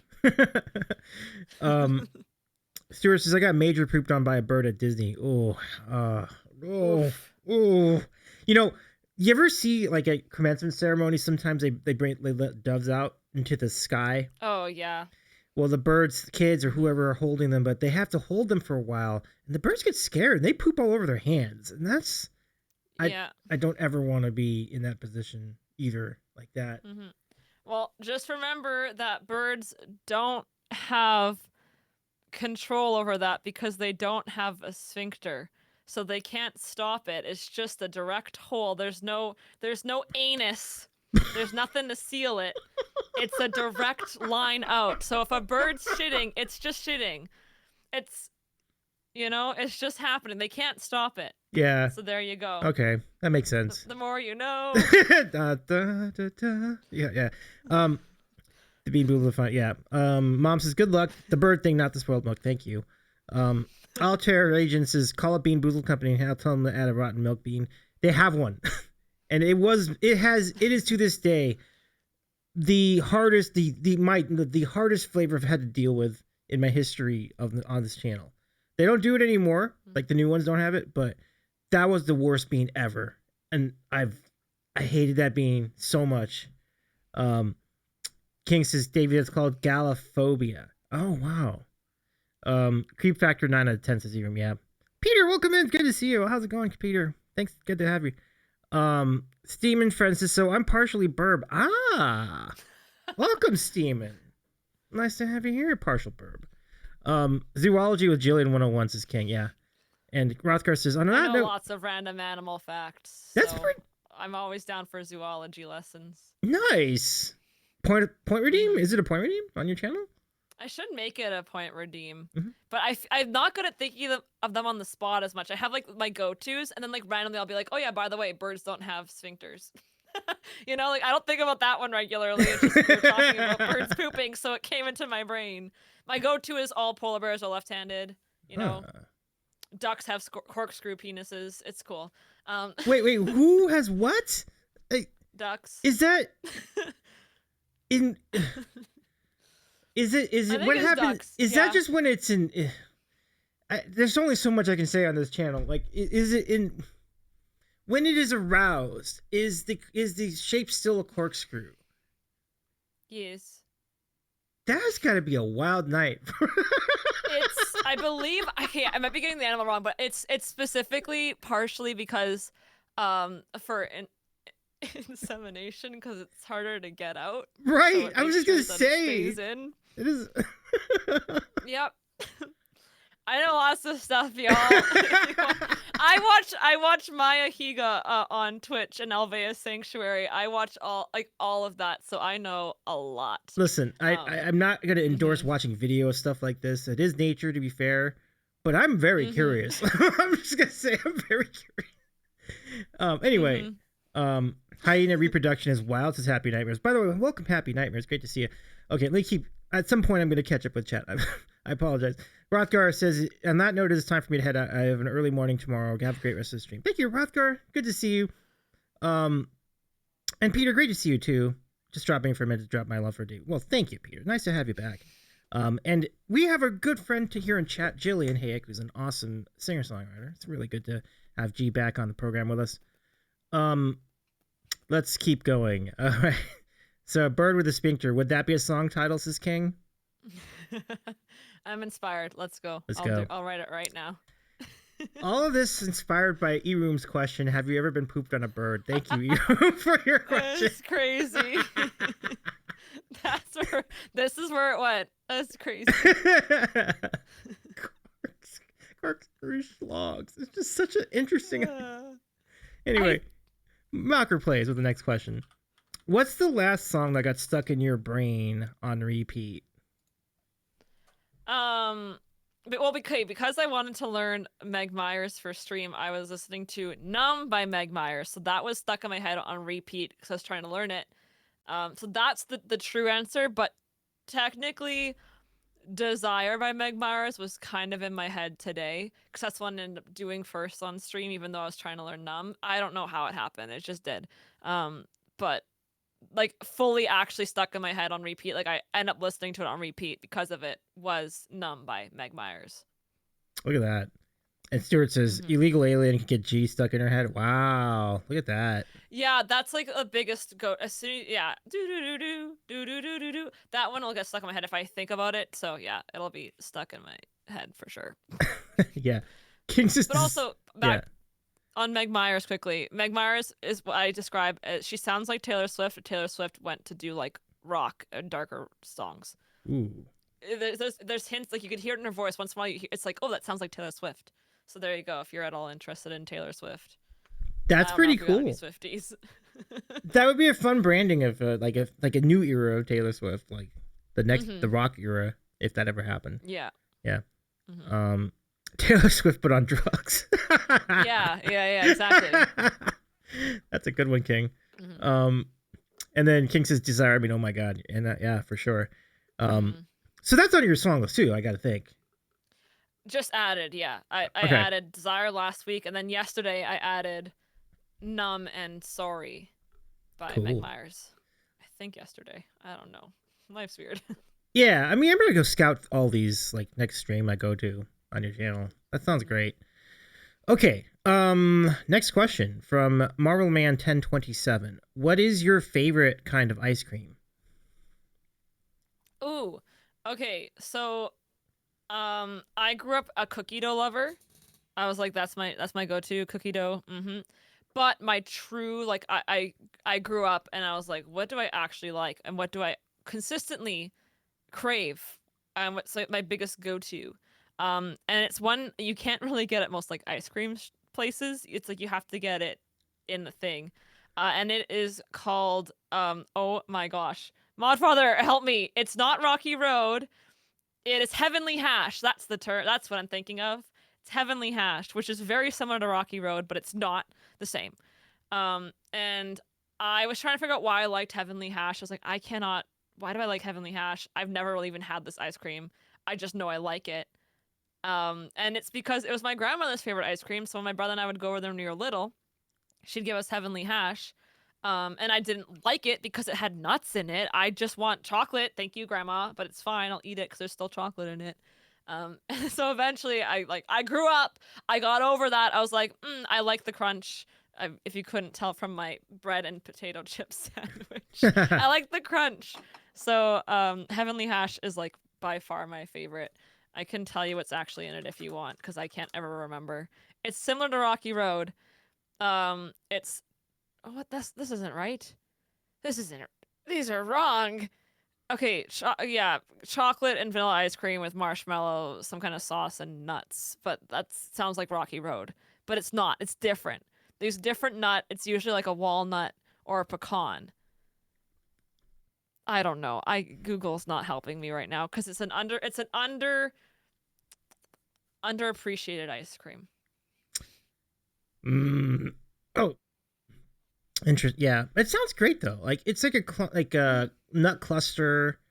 And what's the base again? Like vanilla? Like I'm sorry, I didn't miss It's like that. chocolate and vanilla, and then Oh, there's like some kind of sweet sauce thingy in there as well. But you don't like notice. It's just mixed in. okay.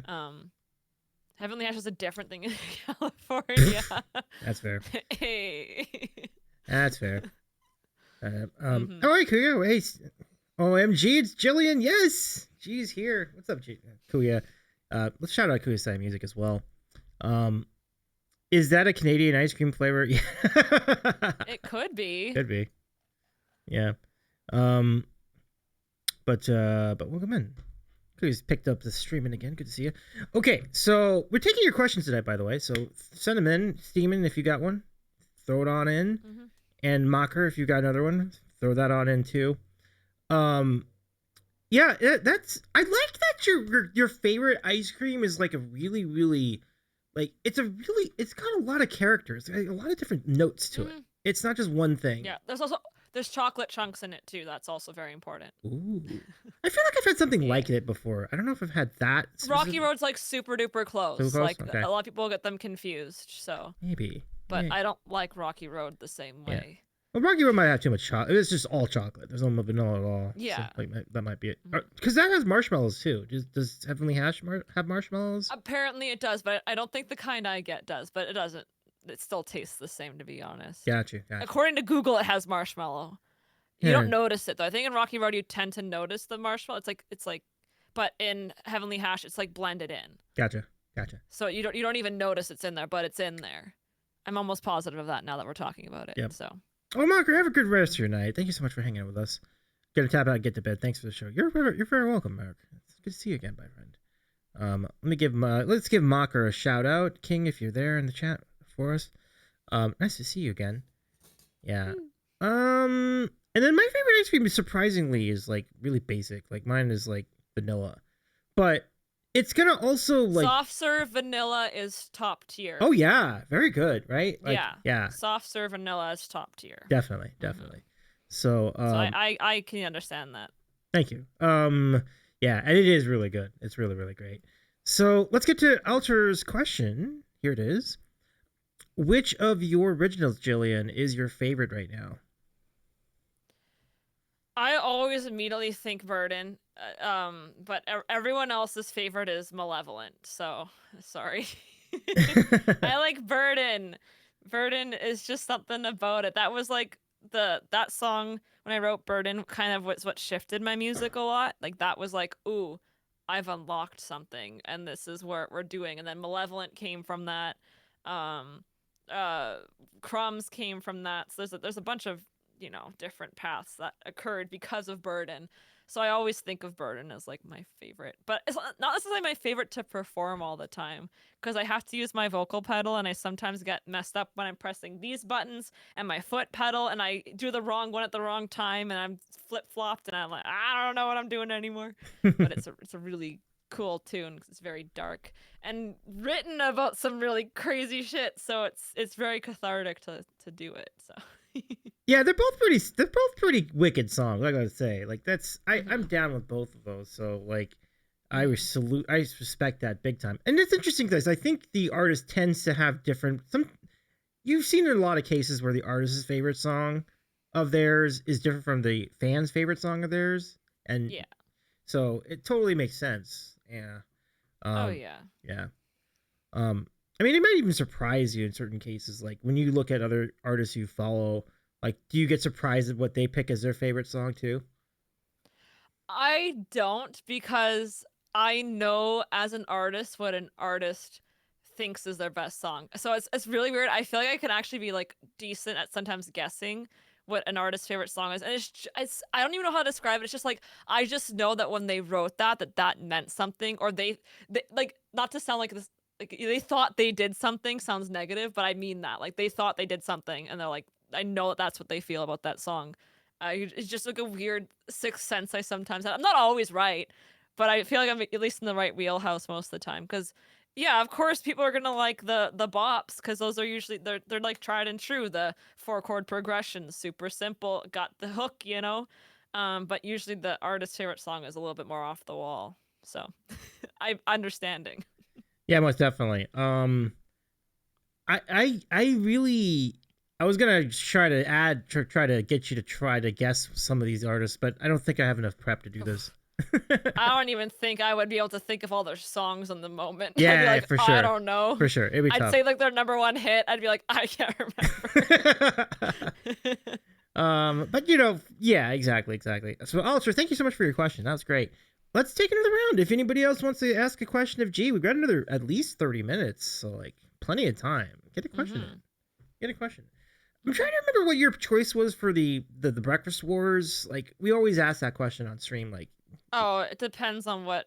I always say it depends on like what I've had more recently, basically. So if I've been eating lots of pancakes, I'll be like, kind of feeling waffles. Like waffles are better. But then if I have like waffles for whatever, then I'm like, but pancakes. But I have done a lot more internal soul searching in this regard. French toast is also pretty darn good, but because some of my favorite breakfasts I've ever had have involved pancakes, I have to give to pancakes. And it seems unfair because it's like my favorite pancakes are from IHOP, they're the Cinestacks. They're not always good. Sometimes it's like a hit and miss. Like, they're phenomenal. But then I had from the original Pancake House, I had something that was like freaking amazing, and I was like, this is the best like pancake I've ever had. It was something with like bananas and chocolate and like a some kind of cream like thing, and it was really freaking amazing. They were banana pancakes, so it wasn't like there was actual bananas on it. The pancakes themselves were banana, and so I'm like, I'm team pancake now, because there's just every time I like something, it's pancakes. Yeah. Sorry. You see how the creativity level goes a lot higher with pancakes? That's something I always think about. That's why I like pancakes too. And I'm sure you could do that with waffles too, but you don't really see that as much because it's probably a little more difficult to bake that or cook that, you know? Yeah. The waffle iron. You don't want to scuff up your waffle iron. Right. Yeah. I mean, it's done. It can be done. Like banana waffles, I think can be done. Chocolate chip waffles, definitely. Right. Yeah.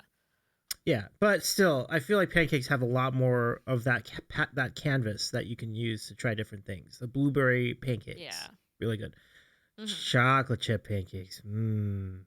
Yeah, whipped cream, and then banana. You mentioned you can do peach pancakes. You can do oat bran pancakes. Like, that's something that I opted to do for a while. Like and I don't know if they're actually healthy or not, but they taste great.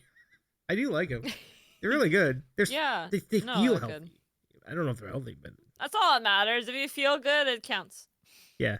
Waffle pancakes? You can make anything into a pancake, technically. It's like, if you really want to make it a pancake, you can do it. French toast in a pancake, flatten the shit out of it, pancake, done. Yeah, pancake. Problem solved. So, even more reason to like pancakes, because then you can turn the other things into pancakes anyway. So good. I have one controversial pancake thing though. The only time I put syrup on my pancakes, it's when they're plain pancakes, and I don't do like maple syrup. I do like that sugary maple syrup where it's just sugar. What? Yeah. Why the change of heart with this? It would seem perfect for pancakes. I've never we didn't have like maple syrup when we were younger, I guess. Like, I think my brother liked the what's it called now? The something. It used to be Aunt Jemima. I'm pretty sure I'm gonna get canceled just for saying that though. I don't know what happened there, but it's just like sugary syrup, and so I never really had like full on like maple syrup as my intro to syrup. So that just became the syrup of my childhood, and I don't really use like maple syrup too much in that way. Like, if it's on the pancake, it's too mapley for me. I love me some tir, which is just you boil maple syrup and you pour it over snow. You take a popsicle stick and you roll it up, and it's like you have a maple syrup lollipop. Legit thing. I tried doing it on the stream. It was a disaster. But it tasted fine. It tasted fine in the end. Okay.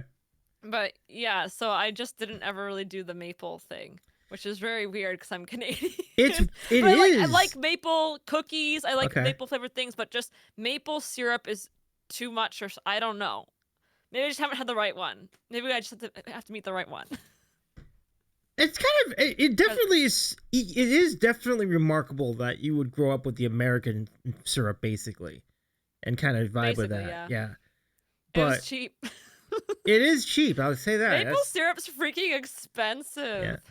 Yeah, that's fair. I don't buy it now because it's so expensive. Oh, really? I like to have it for making certain things, but I've kind of just opted out for a little bit right now. It's a little expensive. It's like something like this is like $16. I'm like, wow, for this, like that's crazy. Is the Maple Cartel's a thing though? I've heard about that. Like that's like an actual thing, right? Like there's actual people controlling it and whatever, like regulating the supply. Crazy. Wasn't there like a TV show made about it? Yes, I've been told about this. There was. Yeah. Imagine people like maple gunfights in the street TV over syrup. The sticky. That's what it is. Yeah. The sticky. Amazing. Oh my gosh. Crazy. That is crazy. I wish I've tried to come up with about it. Yeah, I respect it. Like it's a big deal. I get it. Alter says never been to Waffle House, but pecan waffle sounds really. Oh no, let me go back. Seaman says pecan waffles from Waffle House in the USA, so good. Yeah, that's awesome. That's awesome. Sounds yummy. Does sound really good. And Alter says never been to Waffle House, but pecan waffle sounds really good. If you go to Waffle House, just remember to keep up your defenses because Waffle House is known for fights. Like this is a fact. Like every Waffle House is liable for like brawls and all sorts of really sketchy activity. So if you can manage that, you'll get a nice meal for just not that much money. Like, but they say the pecan waffles are actually pretty good. So that's actually one thing I like at Waffle House. I like the sausage patties. They kind of like really fry them on the pan really crispy. Those are very good. Like I'm a big fan of that as well. I'm trying to see if we have any Waffle Houses where I am. I don't think so. Nah, they don't even have them in California, really. Like you have to go to Arizona to find the first one, which is like probably to our benefit.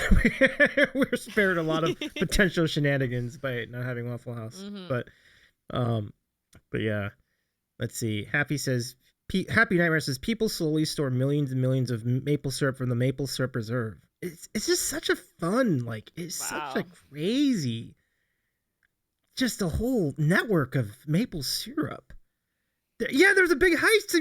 I wrote about the heist, the maple syrup heist. That was a sticky situation. Let's see. Happy says, yeah, maple syrup is expensive even in Quebec, and we're the biggest maple producers in the world. So is it artificially inflated pricing then? Is that the story? I don't. It could be. Maybe. That's just it's really entertaining to see. It's so funny, But I mean, I did finally try it like a few years ago, and I liked what I had. It was very good. So, I don't think it's worth. Yeah. Any more questions? We still have 20 minutes. Like plenty of time for questions. Throw another round in. Get another round of questions. Like, I have a cat. You can ask me questions about my cat. I won't say anything. You can ask me about him.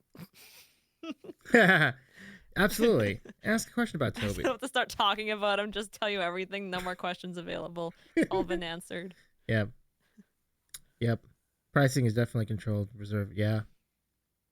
I mean, yeah. It's important to have a reserve of everything.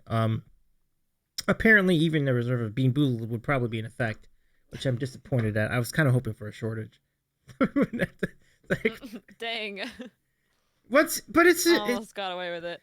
There are some things in the stream, and for this channel, it's Bean Boozled, and for your channel, it's Carl Papa. Like, once it comes out of the box, you can't put it back in. And so you just embrace it and enjoy and even appreciate it at certain points. That's why Carl Papa is so expensive. Yeah. Channel. As it should be. Yeah, and the thing is, like, I think a lot of us might even have like the points, but like, I can't do that now. I'm just reading the stream, reading the room. Like, no, it would be so messed up if I did that right now. So I don't a lot of the time. Oh, here's a question from King. Here we go, King. If you can perform on stage anywhere in the world right now, where would you most like to go play? Oh, okay. So the analytical brain is going, I would do research and figure out like what could hold like the most people. And if we're talking it's me a full house, I want to min max so that I'm getting the most exposure. But if I'm going with my heart, I want to perform just at our arena here at home. That's like my biggest dream, probably. And I'm not gonna be that artist who is like, ooh, I'm a big musician. I'm never gonna come back home now because I'm getting so sick of these Canadian artists doing tours and skipping all the Canadian cities. Like, ooh, North American tour, and they go to Toronto and Vancouver. That's not North American. That's just America, and then like a splash of Canada. Like, please, you're Canadian. What do you mean? What do you mean you're only going to 2 cities? That's crazy. So I have made it my biggest thing that I'm going to perform in Winnipeg, no matter how big I get. Let's go. I love it. I hope I mean, I know that success can change people, but hopefully that doesn't happen to you. I don't think it would. I feel like you'll stay true to that. More realistically, it would be that whatever contract, whatever, it just wouldn't be actually possible because whatever agency label, blah blah blah blah blah blah blah. That's the more likely scenario. Gotcha. Where it wouldn't happen. Yeah. But I mean, Winnipeg's a pretty cool place to play. I mean, it's got some pretty neat venues. Like, you know, that arena where the Jets play is pretty cool. Like that's one good venue. They've got that. We've got what's it called now? The Princess Auto Stadium where our football team plays. It's an outdoor venue though. I don't like it though for music. I've been to a few concerts there. The outdoor in that arena, the acoustics ain't great. They just aren't. I watched AC/DC perform there, and they had a bell going for Hell's Bells, and it was going off at the it was totally off time, and they just kept performing through it, and I was like, no, stop, it's so bad, because it just, the bell would go off randomly, like off beat, like, and not even like off beat where it kind of worked, like it was just the worst timing. So wow. We have that, and then we have our Centennial Concert Hall, which is where our big orchestra plays. We have the Burton Cummings Theater is another big one, named after Burton Cummings of the Guess Who, you know, so. Icon. So I love cool it. times. Cool times. Hydrate for King Danbreaker. Thank you, King. Hydrate. Gets important during the summertime. So, thank you for your question too, King Danbreaker. Nice to have you here. And I think we're empty again for the queue. But I do like the questions we've had so far. These are great. Like, yeah, these are great. But it is really great that you still got like the drive to keep rolling with music, and more tunes are coming out, and more songs are getting added to the song list, and it's no small thing. And I guess I would pick up a question that I had in Panda's channel when I was over there a little bit earlier today. What is it about streaming that keeps you going? What about it keeps you wanting to keep doing the streams? And for me, so streaming, it was kind of a way to keep myself doing music. That's what it started as, because I was originally just doing like once a week music, and it was like guaranteed like practice time, and that's like a huge thing. 'Cause I genuinely think if I wasn't streaming, I would do music way less than I'm doing.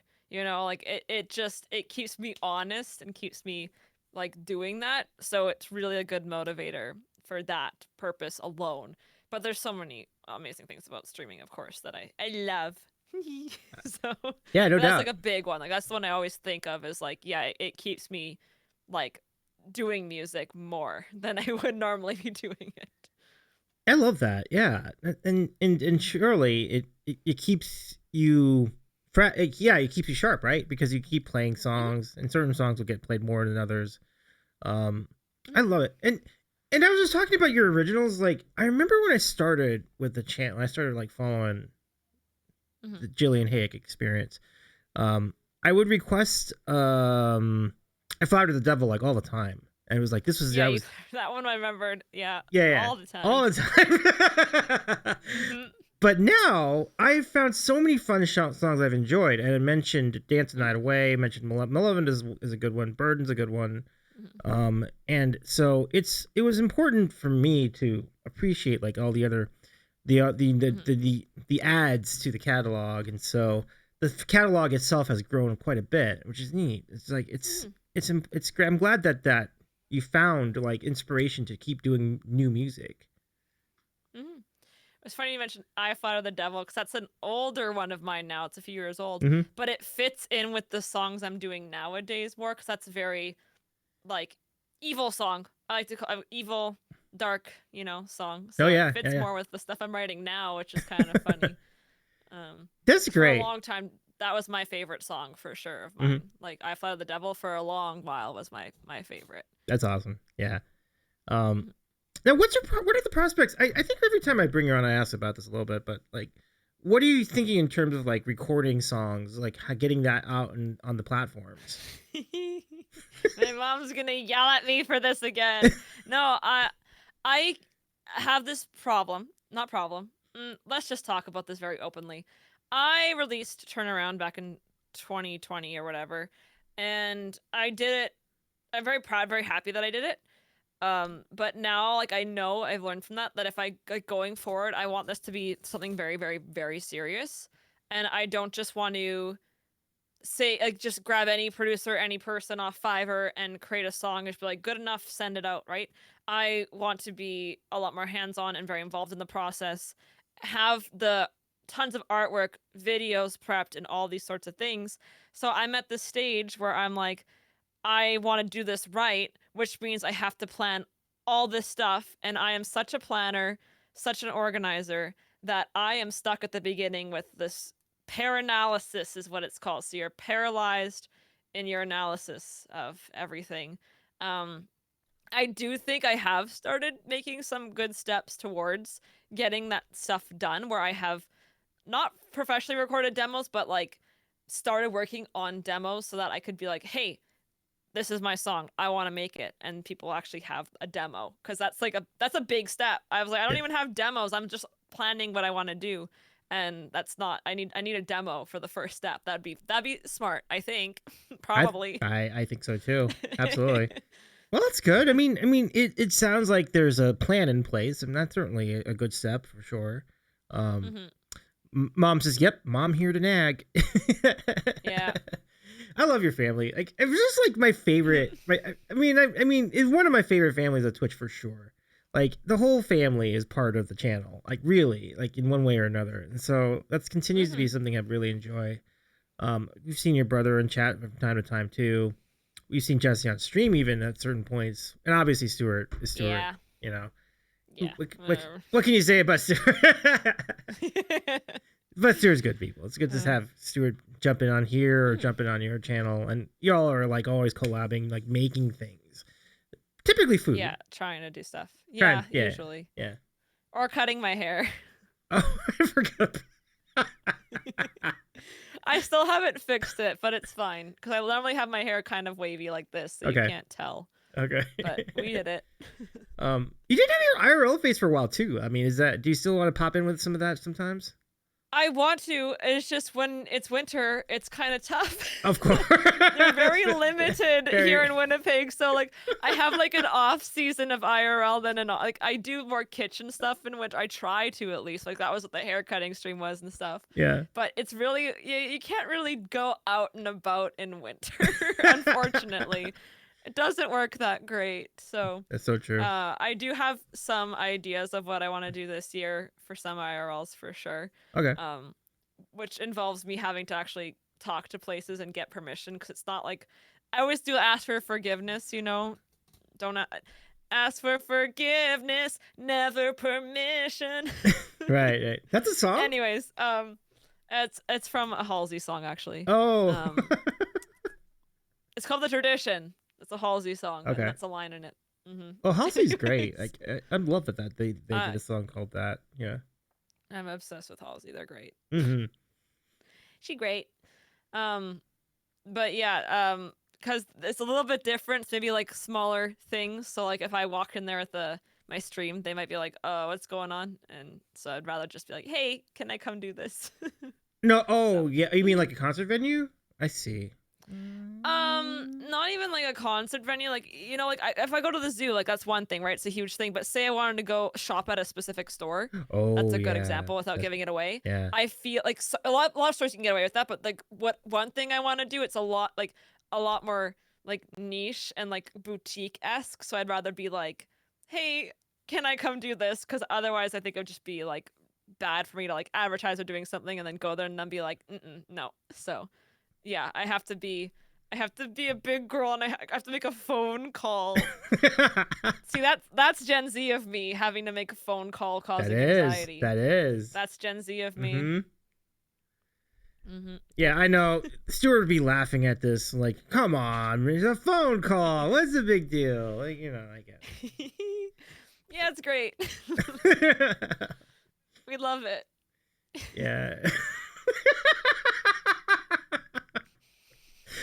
Oh my goodness. Well, one of my best tweets ever actually was, I tweeted about how I was like nervous about having to make a phone call. And then I screenshotted the phone call and how long it took, and it was like a 17-second call. And I was like nervous about making the phone call, and it was just that 17-second screenshot. And I did pretty good. It got like 20 likes, and I usually get like 2 on Twitter, or X. Sorry. I'm gonna get struck by lightning for saying that. Yeah, don't worry about it. Like, yeah, I remember that platform, and I don't. Yeah. I've been on it. I don't use it anymore, but I'm glad you're still getting some good traction on whatever the hell it's called now. But I don't use anything like that anymore because of all that shit. Yeah, I'm like, there's too much happening. I was an Instagram girly. That's millennial of me. Instagram's millennial. Facebook's even more millennial, and MySpace even. But for ones that have like actual traction and have lasted, kind of, I feel like Instagram's kind of where the millennials are at. Yeah. I still feel like Instagram. That's kind of our. Yeah, me too. Like I'm not a millennial. Don't get me wrong, but Instagram is kind of it. Like, because people used to talk about Instagram being, oh, it's just a place where like the food and the pets. I'm like, well, what's wrong with that? Like that sounds great. Yeah. Like I want food and like pets. That. Yeah, my first ever Instagram upload, and before I deleted the post because I went and like cleared a bunch of my Instagram stuff, I have a screenshot of my first Instagram post, and it was like I bought new shoes, and it was just a terrible quality photo of my new heels, and I took them like in my bedroom. You could see my bedroom was a little messy, but like whatever. And I was like, that was my first ever Instagram post with these new shoes, which by the way, like 8 years later, because I hadn't grown and I still had them, they were stolen out of a vehicle. They're what? Good times. They're stolen? Them. Oh, that sucks. It was really funny though, because there was someone who clearly saw there was like a bag, and then my shoes were actually in a plastic bag on the floor. So they grabbed it with my brother's backpack. They snagged my brother's backpack, saw the plastic bag, and just took it. And I was like, great. They were like falling apart by that point, anyways. But it sucked because I needed those shoes that night, and I think I went to a store and I had to buy like brand new shoes to replace them. Gosh, but the saleswoman was really nice. I told her my shoes were stolen, and she showed me the clearance section, and I was like, yes. Well, kind of a silver lining, sort of. Like, yeah. You're like, I like the responses. They showed you the clearance section. Then they're like, oh, we'll give you half off for these shoes. Nah, here's the cheap shoes over here. No. They knew. It wasn't one of those stores where they could do that, to be fair. I talked to the manager, maybe, but it was a very retail store. Yeah. If that makes sense. I don't know how else to describe that. Yeah, but I think they were hoping for something juicier in that plastic bag, but no, it was just my shoes. Well, it was 2 shoes, to be fair. It was like, because King says, who steals a shoe? Like, but it was a pair of shoes, to be fair. But yeah, actually, people do steal shoes. Like, shoes are very, very popular, and surprisingly, they are. I don't know why, but they are really expensive. Like, the first time I was directed, my attention was directed to like Louboutin shoes. These are French shoes. They're like heels. The damn things cost like over $700. Like, why? That's crazy. Why do they cost $700? I don't get it. Like, what kind of? I could never. Right? Like, what material could ever cost that much for just a little pair of shoes? Like. Oh yeah, I have a weird shoe journey though, because I was always told my parents to wear. You want to get like really good shoes that are really good for you, so you, like, you know, for walking and posture and all that. So I always had really good runners. That's what I grew up with. And then when I started doing track and running, of course, I got really, really, really good runners, like really good ones. And those like maxed out at like 300, which isn't that bad to be honest for really, really good runners. Like, I would agree with that. Bad. Like that's like the top I think I ever spent with tax was like $300 on a pair of really good runners. And I am so small, they last me years. Like they last me a few years. It's great. Being small works wonders sometimes. But I remember I bought my like that really expensive pair. I think they're like $250 actually, the ones I got. I got this really expensive pair of runners, and in the same week that I had bought my grade 12 grad dress, and my runners were $250. And so I got my grad dress online on clearance for like $99. And everyone was like, "Oh my gosh, you got such a pretty dress. How much was it?" I was like, $100. They're like, "Didn't you buy track shoes that were like 3 times that price?" I'm like, "Yeah, my priorities are different than yours." You know? But oops. I will defend the shoes. Like, so, you know, I know we just saw the thing about the $700 shoes, and King says, $700? Does it come with 12 months of maid service? right, totally. Like, but it should. I agree. But $300 for running shoes is a good investment, because my experience with running shoes, about a dozen years ago, I started wearing like the fancy running shoes. Like Asics was my brand for a long time. Asics. I'm an Asics girl. Let's go. Yeah, they're great. They feel great. It's because I have a wide foot, but that's fine. Well, me too. I guess that's. There you go. Yeah, exactly. Like it fits my foot perfectly, and it really gets the job. It grips the street so well, and they lasted a very long time. Like you can go like maybe 2 or 3 years sometimes with the shoes. So yeah, if I'm paying $100 for those, that doesn't even feel like expensive to me. That lasts a long time. So yeah, exactly. That's it. Invest in runners is not always a bad thing, because these ones I'm wearing, these are Nikes, or Nikes. I don't know. I go back and forth. And these ones, I wear them on stream now. Whenever I retire a pair of runners, they become my stream shoes, because I need stuff for when I press my pedals. And like, there's a hole in it. That happened within like a year. These shoes were like $90, I think. I got them on sale, of course, too, because I never spend full price for anything. But they did not last long. No. And I wore these. I was still wearing them normally when I went on my trip. Not this past summer, but the summer before, to Minneapolis. And when I was in Minneapolis, I went to the outlet mall and I got Asics from the outlet store on the clearance rack, the exact ones I wanted for like half the price. They were still like $100-something, but usually they're like $2 something. So I was like, I'm winning. This is the best. And I've had those. They're still like brand new. Like they feel like they're brand new.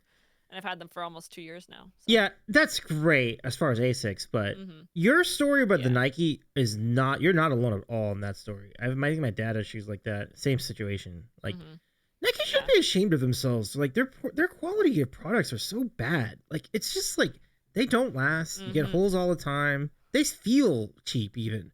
Like, so why are people... There was one Nike shoe, though. Nike shoe. I'm gonna look it up, see if I can find anything. That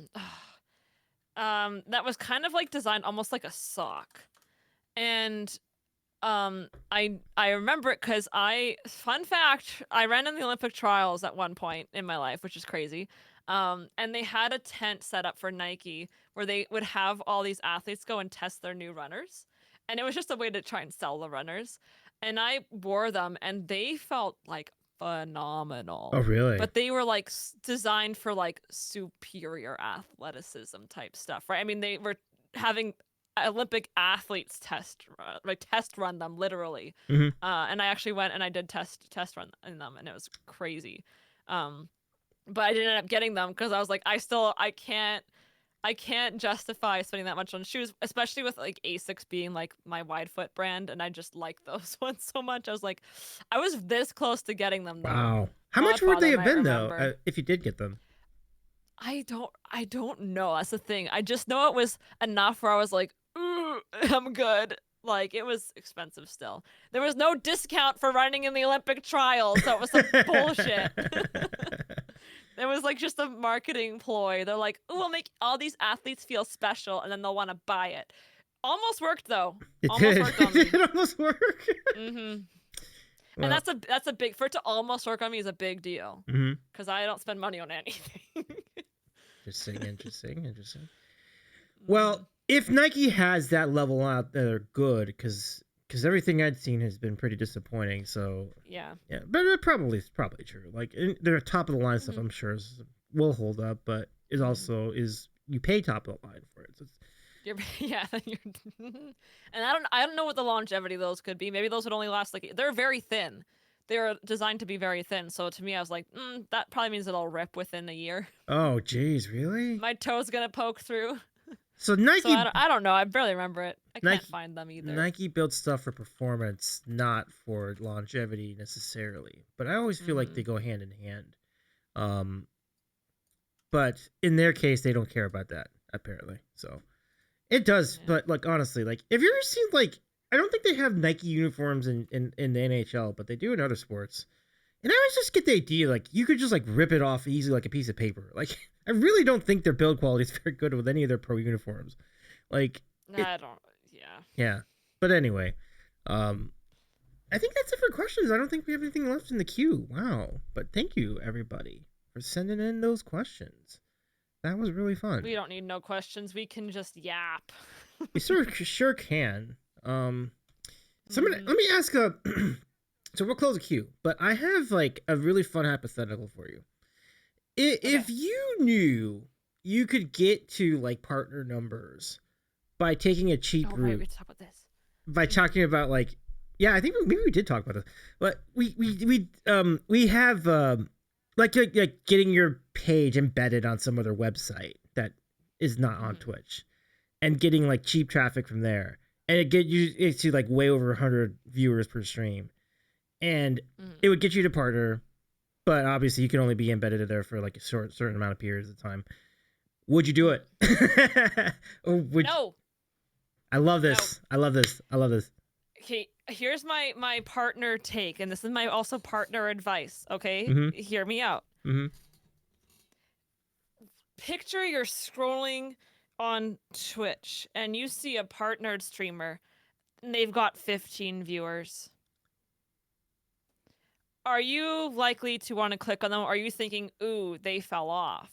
Or something negative. Usually something negative comes to the brain. You know, I'm not saying this is always the case, but if I'm talking, you don't know them. Like this is just, you're just scrolling.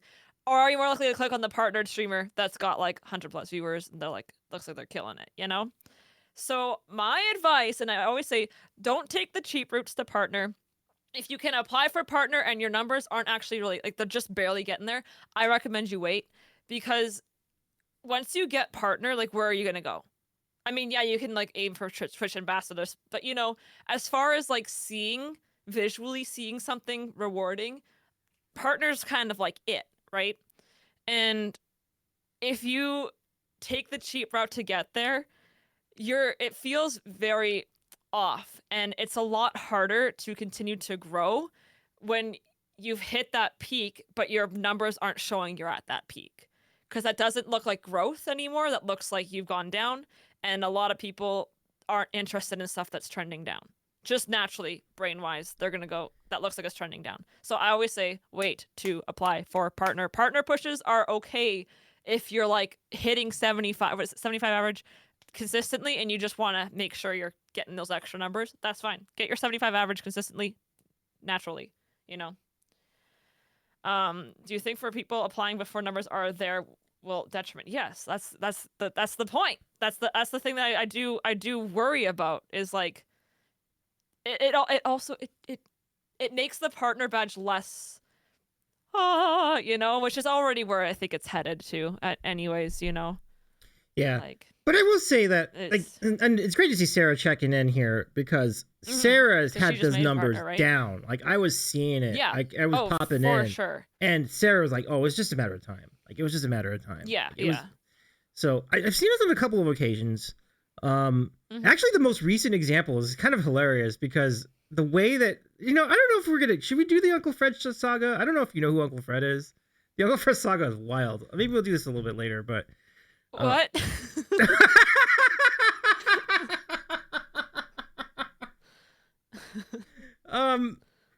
I actually barely had the numbers, but you're too kind. No, well, Sarah, I do think you had some pretty solid, you did have some pretty solid viewership. Like every time I come for sure. I assumed Sarah was already partner when you said Sarah made partner recently. I was like, wait, recently? Like, has it been forever? I just assumed, right? Yeah. As Sarah says, and I took the opposite approach of waiting to apply. I'll say, but I do think but one thing with Sarah is Sarah's so connected with a lot of other streamers, right?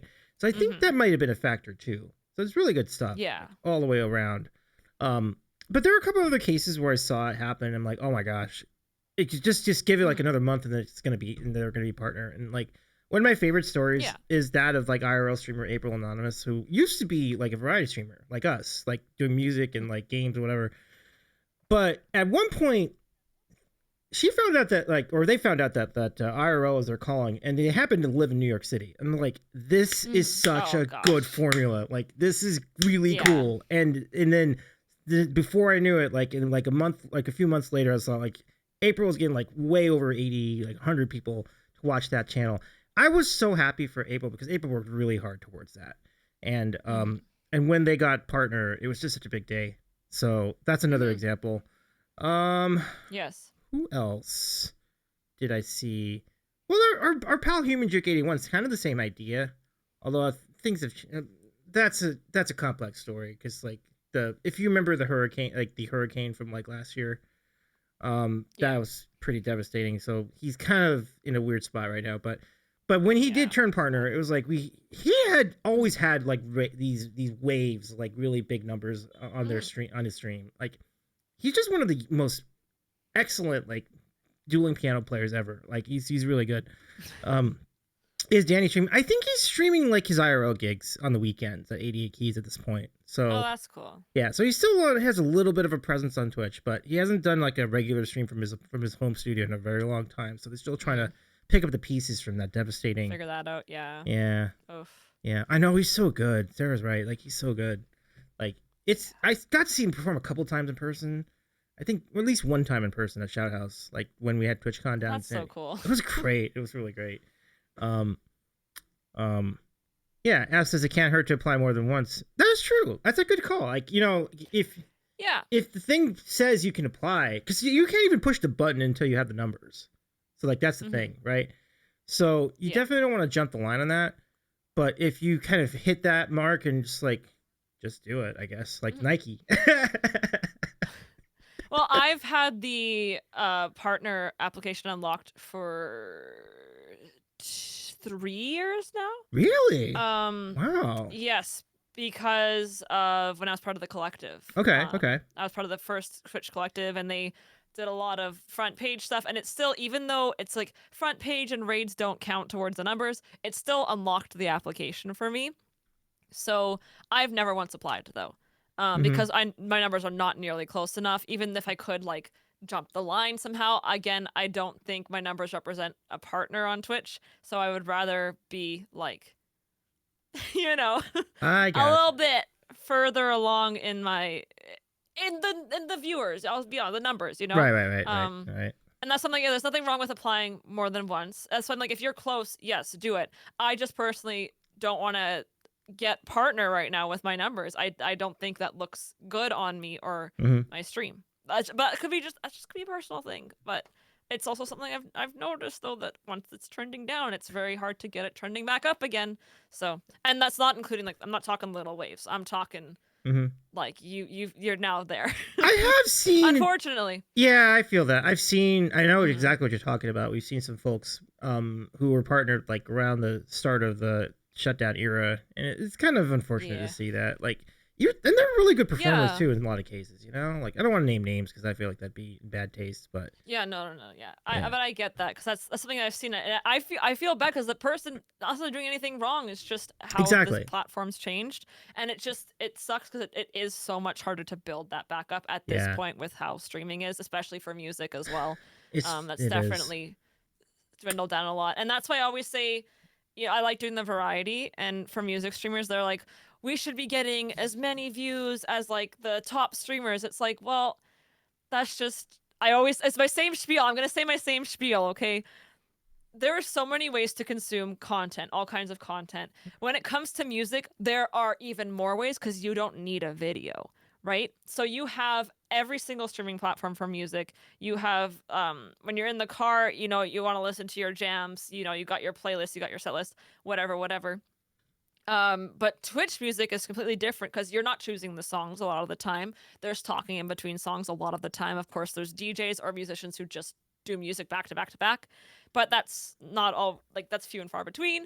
Plus the streamers that are wanting to grow and want, are the ones who are talking and being more like, woohoo, we're going to be the biggest streamer out there. But the fact is there's so many ways to consume music in comparison to like IRL content and video game content. Cause there's pretty much just like a couple streaming platforms and YouTube, right?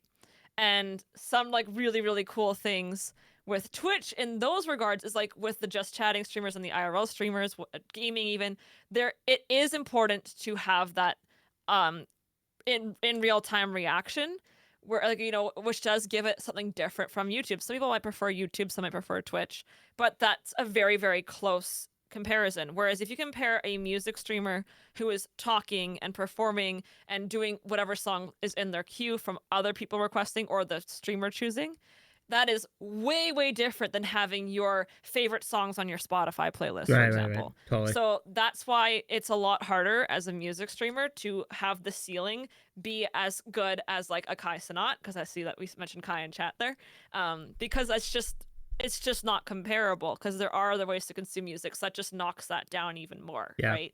And people aren't usually going to Twitch for music, which is sad. So that's something else that can be worked on. That's a whole other separate issue. Very disappointing, right? Like, because it is a really good way to tell how good someone is at music, like when you see them do it in real time. Like, YouTube is so misleading. Like, you see somebody do a video and like, oh, this sounds great. Then you see them in person in concert, like, ooh. Yeah. Different story. So, because it's a lot different. Fancy editing, multiple takes. This platform was where I really got to figure out how good people were at music, and that's where I don't throw it around when I say people are like really good at something. Like, I really do think they're good at something. There are plenty of people who aren't good at music, and I don't say who that is on stream, but I think sometimes you see that too, so that's okay. But let me catch up with Sarah's comments here. Did you see his movie? So Danny was in a movie that they did like years and years ago before they could actually release it, called like Duelers. I have not seen it yet, but it's a really fun. It looks like a really fun movie, and I definitely want to see it. It's on YouTube. You just go to YouTube and go find it. It was crowdfunded. Really good. That's cool, actually. That's cool. Yeah. And then Sarah says, Office drummer who landed that collab residency with Kai completely changed his life.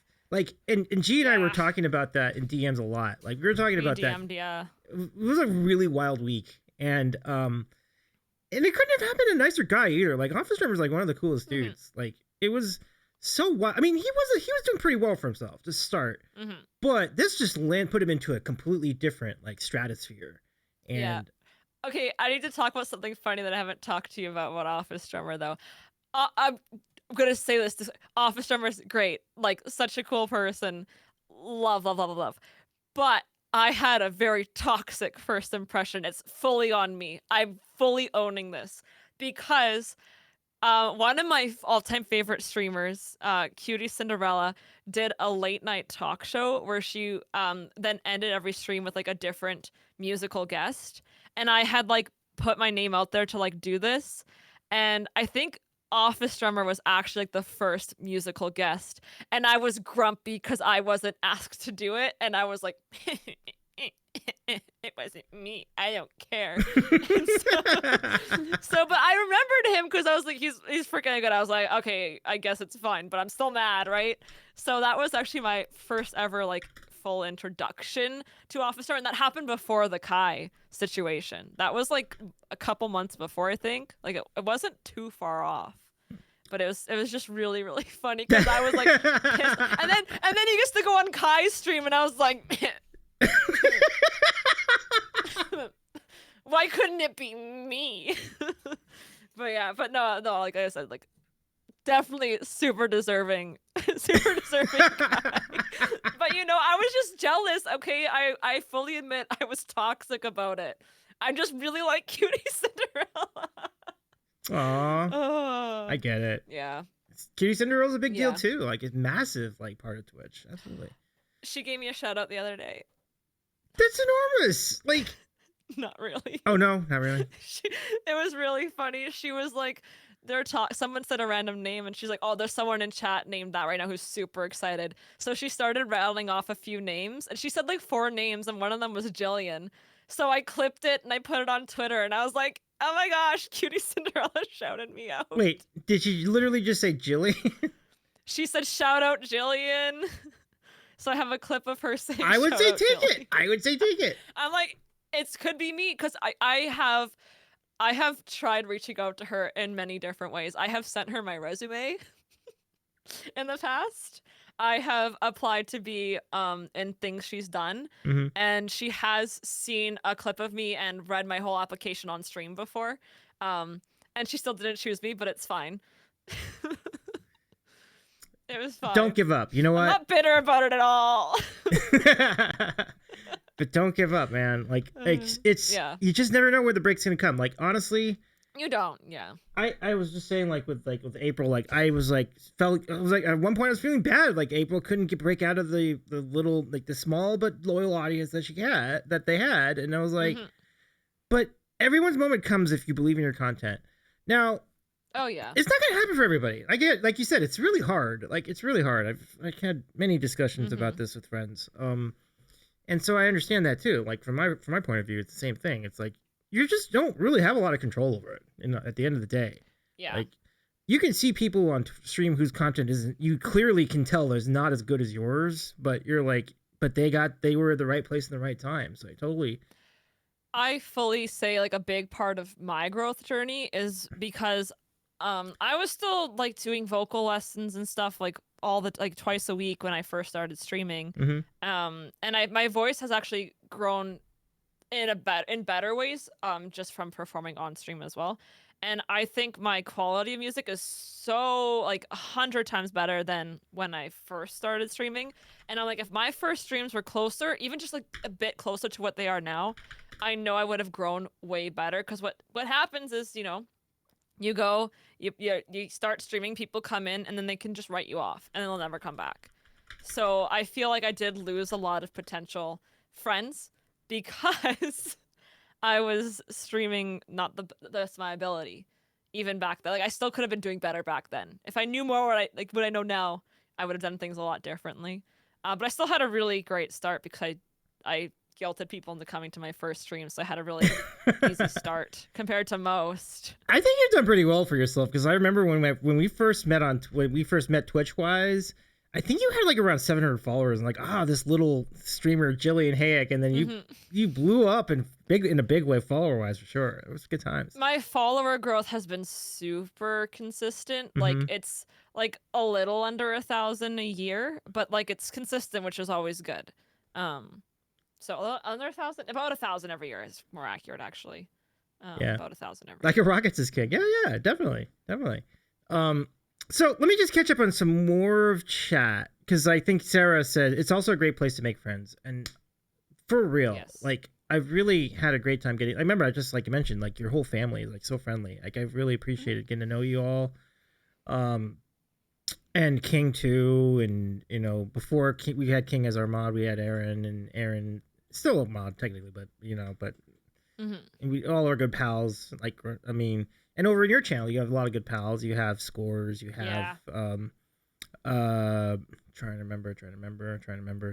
You got Scores, you got Paps Dio, we got Paps. Age. I shouldn't be listing because now people are gonna be like, oh, you didn't say me. I'm sorry. I'm sorry, Miko. I'm sorry to Carlo. I'm sorry. Like, you know what I mean? Absolutely. DeCarlo is cool though, for sure. Big love to DeCarlo as well. Absolutely.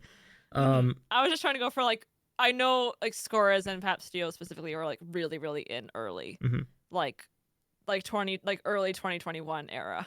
You know, that's when I first started streaming. So that's so cool. That's no small thing. It's I mean, I probably the number of people who are still watching our channel here who have started from the beginning of 2021, I think I can count them on like one hand. Although I think there are lurkers too, though. So I think there might still be a number of lurkers who have been staying with us from the start. So I should caveat that. But Stuart says, "Who are you again, Damien?" I know. Who am I? Sarah on Office Drummer. Yeah, but would you really want to be required to stay up all night drumming in someone's house for like a week, right? If it was Kai Sanat's house, hell yeah. I might have to think about that. Yeah. But you're right. It is a great house. Like it's a very impressive house. I will say. Like it. So yeah, it was really cool to see that. Like, and I always felt like with Office Drummer and Kai, it was like worlds colliding from my point of view. It's like our music. The people in the music world colliding with like is Kai necessarily like, would Kai be a variety streamer? Because like Kai does like everything. Like I feel like there's a lot of gaming up. There's a lot of Fortnite. The top streamers are all variety streamers for sure. Okay. So yeah, definitely a lot going on over there. It's very entertaining stuff. Sarah says, "I'm happy that I brought non-music Twitch folks into someone from Twitch music." Yes, that's a win. Yeah, that was a huge deal. Yeah, that is really, really cool. And it shed the light. Really dryly. That was a huge deal. Total win. Yeah. No, that's good. Yeah. For sure. I like that. Yeah. So I remember like literally seeing people like posting like, I didn't even know there was music on Twitch, and it's like, gosh. I know. Do you not remember who our CEO is? He's literally musician. He talks about Twitch music a lot, at least in the beginning. I haven't actually seen much of Dan in a while. No, same. Is he still CEO? I don't know. I haven't paid attention. That's a loaded question. I don't know. We won't talk about it. We love Dan. Twitch is our favorite. Yay, Dan. Dan does music, guys. Dan Clancy. Yeah, Dan does music. Musician. DJ Dan so Clancy. Cool. Yeah, go follow Dan. We love that. We love that. Yeah, for sure. Like I always wonder sometimes, like if any of us were streaming and like Dan Clancy just popped in randomly, like what would happen? Like, what would be the reaction? I just kind of always wondered about that. I feel like most people in my chat wouldn't even know who he is. No, I think that's right. I think that's right. I feel like, who's this guy? He's a DJ? Like what do you DJ? Like yeah. The only people who really know who Dan Clancy are the streamers. So then everyone who's watching is like, who's this again? At least in the music community or like in this realm. Like if you're in a bigger stream, they're all gonna know Dan Clancy's in their stream, of course. Yeah. Sarah says, does anyone else even ever freak out when they see staff in chat? I mean, I think I would. Oh. Yeah. Yeah, I don't look at users in chat while I'm streaming. It's one thing I don't open up at all. And then but my mods do, and then they'll be like after stream, they'll be like, by the way, you had like a staff in there like for half the stream. It was like really cool. And I've had staff requests too, which is also really cool. But they requested a song? That's awesome. Do you remember where it was? I had that happen like one time and I was like, what the heck? I don't remember. I honestly, my brain right now is thinking it was The Middle by Jimmy Eat World, but it was a long time ago.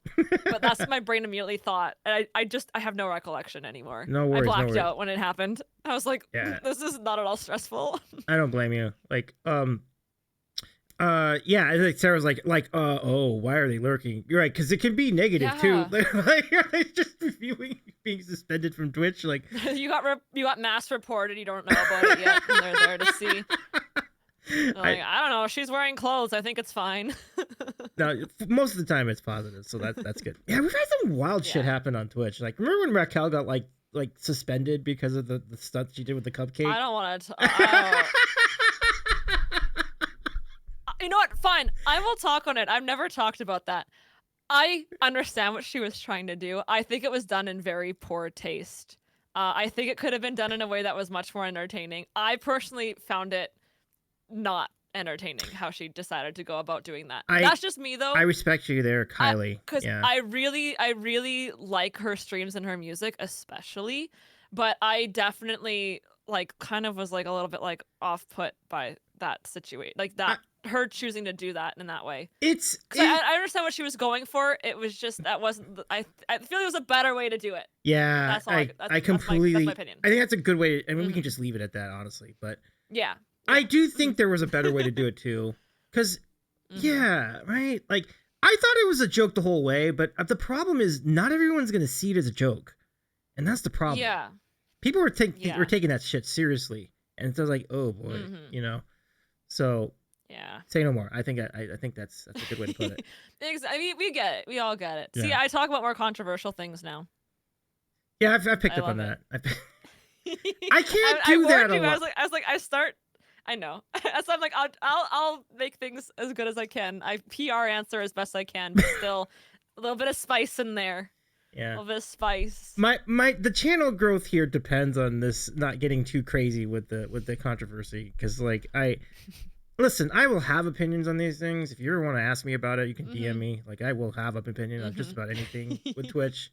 But you don't have to agree with me though. You can be like, oh, no comment, but you can have that opinion, sure, you know, and I can just rattle off. But let me tell you, the stuff that goes viral, the stuff that does good, the stuff that gets clipped, like Sarah is saying. It's true. It's the spice. It's the spice. Yeah, you're right. I mean, right. GMZ Ting, let's go. Gotta have clippable content. Yeah, you're right. It's true. I'm trying to think, like, what was the most... Can you think, just offhand, like, what was your most popular clip to date? Like... Oh, it's a freaking clip of me singing Shallow. Really? And I clipped it myself. Yeah. Because I was like, she can belt. And it was right when Twitch introduced, like, featured clips. Okay. And it was also back when you put clips on your story, they would count as clip views. They don't anymore, pissing me off. So I did that really early on, and for a lot of my clips, like early on in that stage, it was during IRL summer, which was great. So I would clip, I would title it something clickbaity, I would put it on my story, and it would get like a big bump in viewership because they were really trying to push people to do that. So that's also my advice for Twitch. If Twitch introduced a new thing and you're like, I don't know how I feel about this, use it, because they like it when you use it. They go, ooh, you're using that thing that we want you to use. Yay, we like you. So, you know, and I did feel that with my content. And so Shallow was one of the first ones. I just did it on a whim, like thinking nothing would happen. And then it's not even that, like, it's got like a couple hundred views. But it's not even a good belt either. It pisses me off because it's the top clip when you go and everyone's gonna be like, wow, she can belt. And it's like me blowing out the mic. Oops. That's so... Well, I mean, it just goes to show that you never know what's going to trend or what's going to go viral. Do you want to see what mine is? Do you want to see what mine is? 961 views. Okay, I don't think anyone's gonna be ready for this, but I'm gonna play this anyway. This could be a mistake, but we're gonna play it anyway. Okay. All right, here we go. Here it comes. Wait, let me go fix this first before I do this. Okay.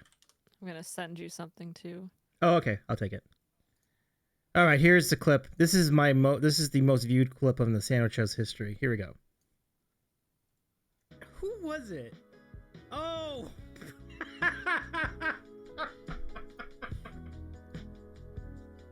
It was Carmela, right? Carmela was on was on stream the other day.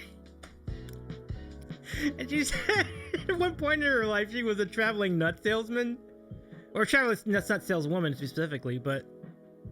And then I wrote in the chat, what kind of nuts did you sell? D's? Oh no! A D's nuts joke.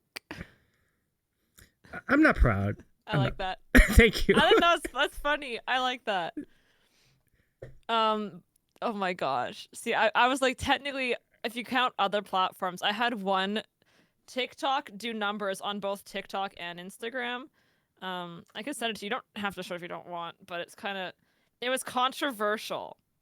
And so Oh, I'm trying to see really? how many I had on Instagram. Wait, I think I've seen this. Is this the one about the hockey? Like, is this the one about the... Yeah, it's my I remember hockey the one about the... Oh, this was good stuff. This is gold, folks. This was gold. Hold on, let me see if I can get this up here. Oh, this is good. I'm trying to see. There is actually a clip with pinball in it that I can play next. It was really good. So, Sarah, I would happily put that up as well. 1 second here. First, let me just get this rolling. Okay, here's a clip. Hold on. I can't pause to save my life. Okay. All right, here's Gillian's most viewed clip on TikTok, I think it is. Yeah, it's like got 40-something thousand views. I don't even know. What, are you serious? That's incredible. Yeah. Well, it did okay. Here hockey or normal hockey? The Canadian me cannot compute that sentence. The Canadian me is struggling right now. What do you mean normal hockey? Normal hockey is ice hockey. What do you mean normal hockey? I understand there's ball hockey, there's tons of other kinds of hockey, but listen to the question you stated. This is the question. Do you play ice hockey or normal hockey? That is the question that was posed to me, a Canadian. Are we understanding each other now what the issue was with the question? I love this movie. Okay. Oh boy. Okay, people. Oh, you're hurting my soul so badly. I feel personally attacked for being Canadian right now. Okay, I'm feeling personally attacked. The question stated, once again, was, do you play ice hockey or normal hockey? Okay, the question was not, do you play ice hockey or turf hockey or field hockey? The question was ice hockey or normal hockey. That's the same thing. Normal hockey is ice hockey. I had a lot of fun with that. You were just flipping out at the end of that. It was so funny. And then everyone in the comments was like trying to explain what field hockey was to me. So I'd go in and be like, never heard of it. And I'd be like, but how do you skate? And I was just trolling every person who commented. And some people were like, didn't realize I was the creator of the video. And then they got really into it with me. And they're like, oh my gosh, I just realized you're the one who made this video. Oh my gosh, I was just being sarcastic. This was supposed to be funny. And they like backtracked because they thought I was just like trolling and like as a normal person in the comments. I was like, no, it's me. Hi. But the funny thing is that went viral when I was driving from Winnipeg to Minneapolis. I had already crossed the border when it started going viral, so I didn't have my data turned on. So I didn't know that this was happening until I got to my hotel, and I think I went and did stuff, then came back to the hotel, and I looked at TikTok, and it was just blowing up, and I was like, what the hell? So I actually took time off from doing vacation things to just respond to comments with Jesse, because I was like, I need to capitalize off this. This never happens to me. Bad timing. I remember one time when I had something. That's actually kind of amazing. Just to say, like, you had to stop your vacation in order to fill in and to address this massive situation on your TikTok. Like, that's so good. It was important. It was. So it didn't get quite the same response, but we do have a really awesome clip with Pinball. Pinball did come over to the studio here about a couple of years ago, I think it was. And we were doing this in the middle of it. I put this on TikTok, and yeah, people really enjoyed it as well. So here is Pinball and Calabine and me.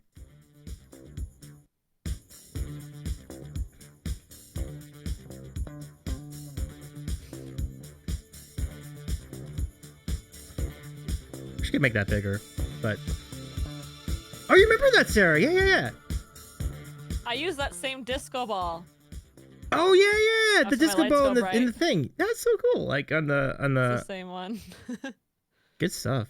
Yeah. Just Giphy.com. GIF. It looks like an emote from this size. I totally understand that, Sarah. That's so funny. That was great. It was a fun night. I love it when you have people over at your place too. Like you know, mentioned Stuart and other folks. Like, it's a good time. I want to have more people on stream, but there's the Winnipeg streaming community is really great. We have a whole Discord for all like Winnipeg content creators. We have meetups that Twitch actually sponsors and stuff, which is cool. So I've met a lot of Twitch creators. But the music community is even more like niche, so it's kind of hard to find those collabs. I definitely have ways I could easily do it. I just have to actually ask. But it's just a little different because I think most of the time I collab better doing like the IRL type stuff. I feel like it's just a better vibe. Like when I'm doing music, I'm like in the zone. I need to be creating, and it's mine. Well, like a dinner or lunch stream would be fun, you know. Or yeah, like baking cookies, like that. something Cool. like that. Yeah, yeah, that's sweet. Sure. King says that was a rowdy night in chat. Oh, the pinball stream, yeah, that was fun times. I want to do more of these streams too. Like, I want to have more people over. I just kind of like with you in the phone. Like, I get very, very nervous inviting people in the area to come over to the apartment because I'm like, oh, but what if they think it's too dirty? What if they think it, you know, like, this stupid stuff that. I don't want people knowing my address. That's my biggest scare. Completely fair, right? Like, totally, yeah. Sarah's like, same, yeah, right, totally. So like, I feel like in the same vein, I feel like I'd be a little bit more open to this kind of a collab if we were in a different venue, right? Like, so like the bowling alley or, you know. Yeah, a little more like relaxed and whatever kind of vibe. 100%. So, yeah, thank you very much for King says, oh, please, Gillian, we already know you live in Awesomeville. Awesomeville. Also known as Winnipeg. Man, yeah, that's gotta be tough though. It's like you have the shutdowns every year.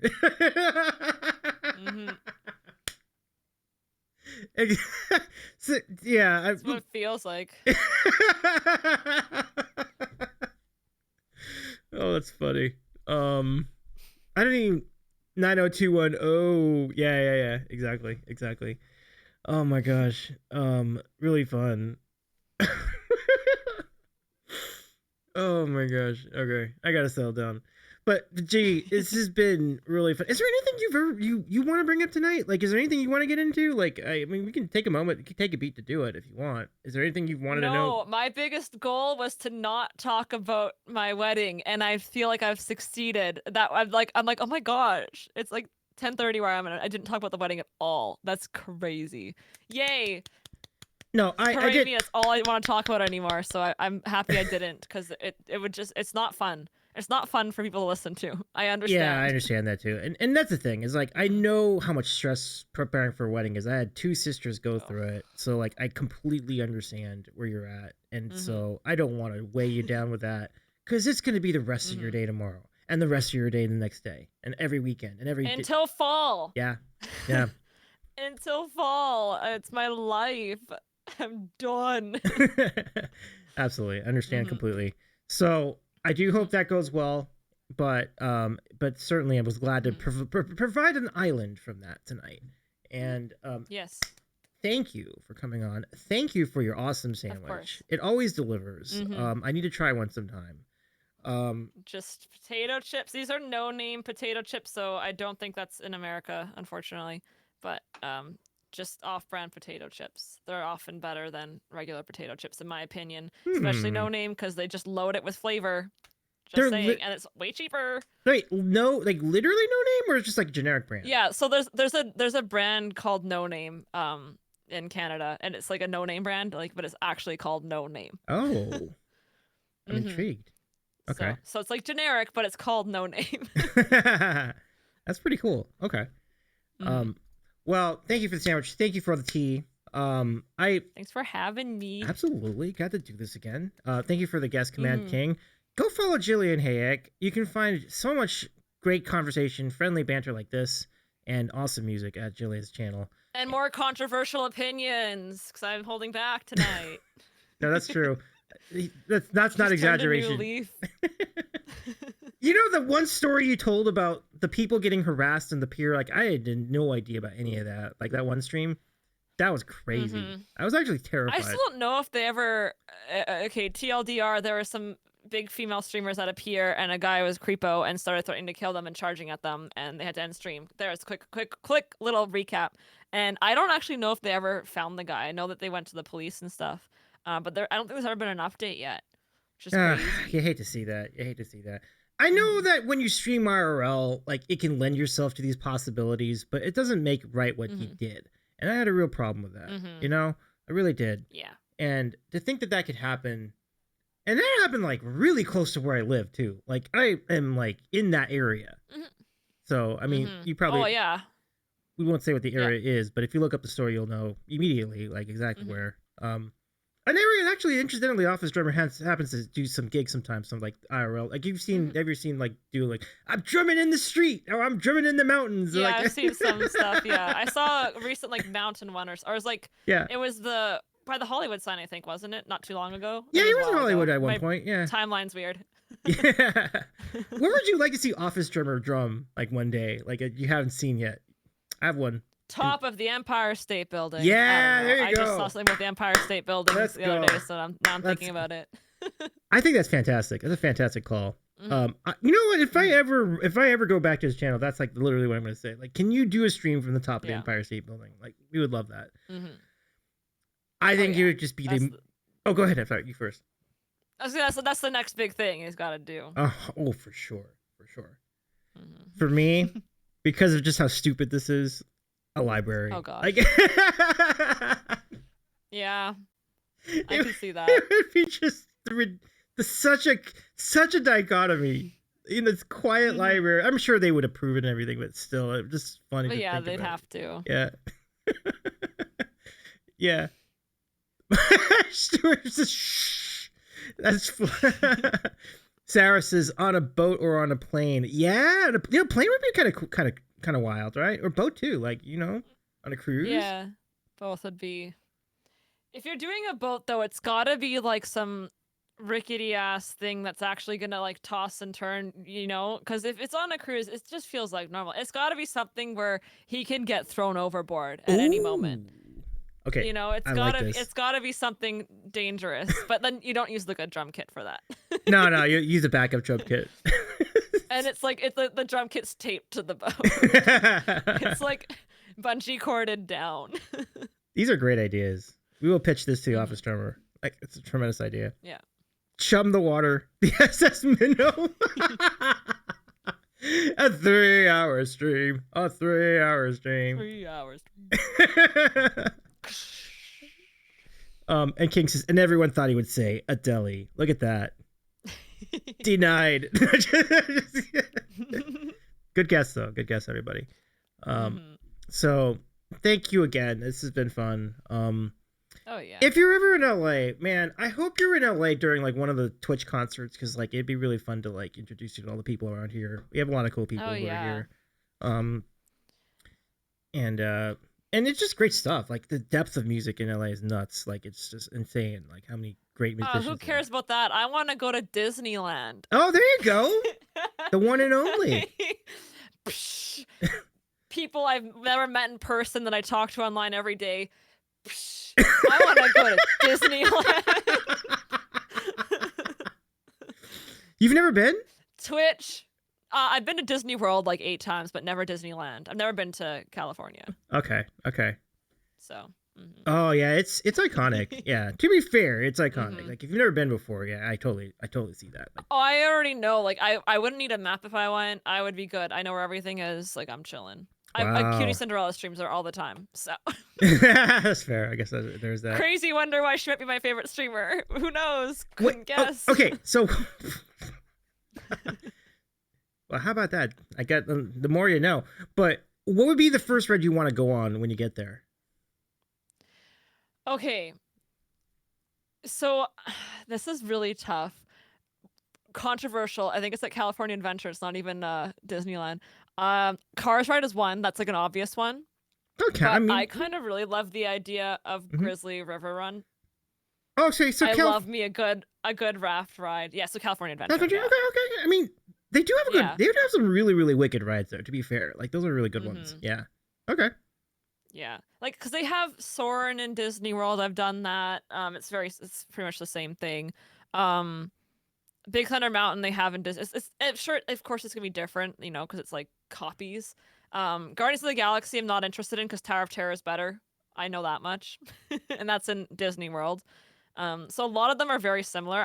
I feel like Matterhorn's a classic too that I really want to go on just because I hear so much about it, but I don't think it's a good thing. No, it's a lot of notoriety. It's an old coaster. Ooh. It's an old coaster. It wrecks your back.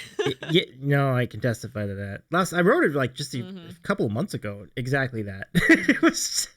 Yeah. It really kicks your ass. Literally kicks your ass. Like your ass feels so sore at the end. Like it's.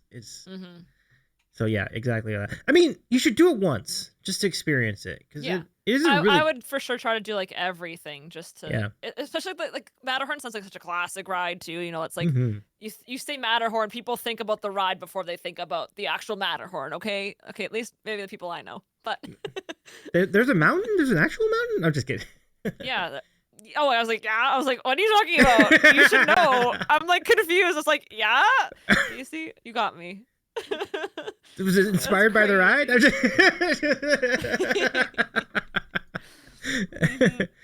That's so funny. I love that clip, Sarah. Let's go. Thank you for the clip. That's good, Sarah. I love it. Yeah, Ewan says, don't take Stuart. He'll get pooped on. True. So watch out, Stuart. Clippable content. That's right. Absolutely. Let's go. So LA Dreams. Disney California Adventure Dreams. Let's go. Hopefully soon. Yeah, and stream too. Yeah. I've been on a Disney kick. Like so you know, like the past week, I've rewatched streams I've already seen people in Disneyland. I've watched live streamers who go to Disney World every day. I've been watching conspiracy theories about missing animatronics, ride deaths, because that's what pops up. Everyone wants to know about the ride deaths instead of knowing how did this ride come to be. No, we just want to know how someone got injured, but no one dies on Disney property. If you know that conspiracy. Ooh. No one's ever died on Disney property because they don't declare them dead till they're gone from, like, to the hospital. So no one's ever died on Disney property, technically. Wait, which ride? What ride was this again? Was this the Skyway? This is just like there's been a few deaths. There's been like the Carousel of Progress where the girl got crushed in between walls. What? Because it's like a spinning stage. Oh my gosh, Davey, you gotta do your research. Yeah, you're right. I got some catch up to do. I mean, it happens, but still, wow. There was an old raft ride, I think, at one of the probably Disneyland. Because it was like they had Thunder Mountain. They had like a Thunder Rapid ride, and like the raft like flipped over and like killed like 4 people or something. Oh boy, yeah. Yeah. King says, yeah, that was Epcot though. Oh, was that Epcot? Okay.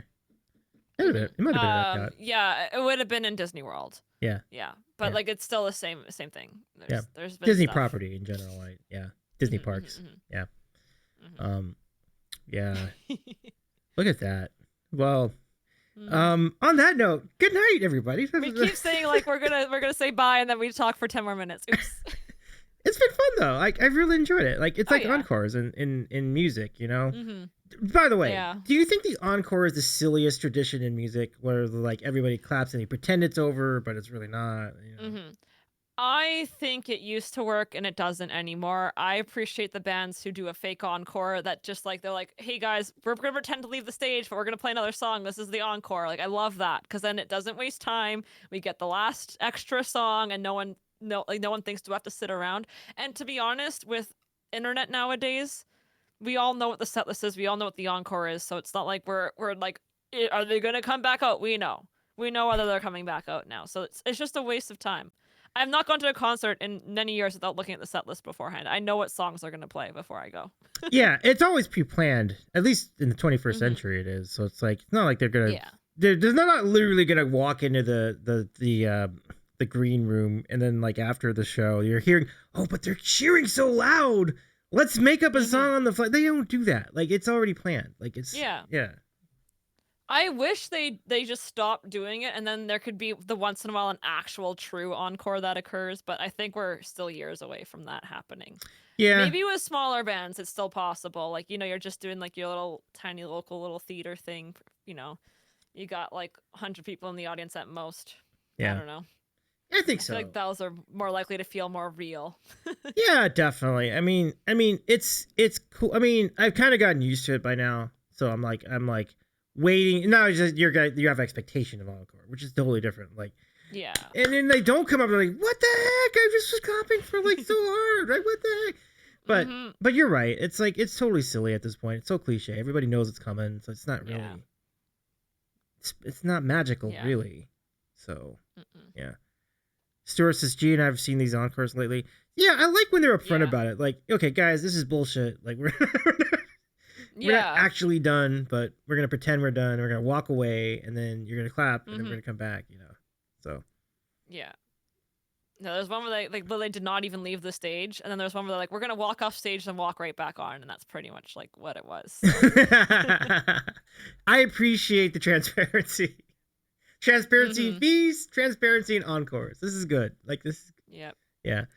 And I'm tired of concerts being so freaking late. So just cut to the chase. Play the song so I can go home. Because I'll be honest, I'm tired. I want to hear the song because usually the last one's the big hit. I want to hear the hit, but I also want to hit the bed. So come on. What time are we talking at this point? Like 11? 11:30? 11. Yeah. And then you have to go home. You're pushing So it. Yeah, that's fair. It's crazy. All right, for real this time. Thank you again, Jay. Have a great raid train. I hope that goes well, and it's nice to see you again. Thanks for having me. Absolutely. We had good talks today. Good questions. Absolutely. And once again, King, we can put that link to G's channel. You do that, and we'll take your raid calls too. I'd love the King tonight. Thank you so much for hanging out with us. Let's go hang out. I think I got this on lock because like there's somebody celebrating a birthday tonight. And I feel like we need to celebrate this birthday.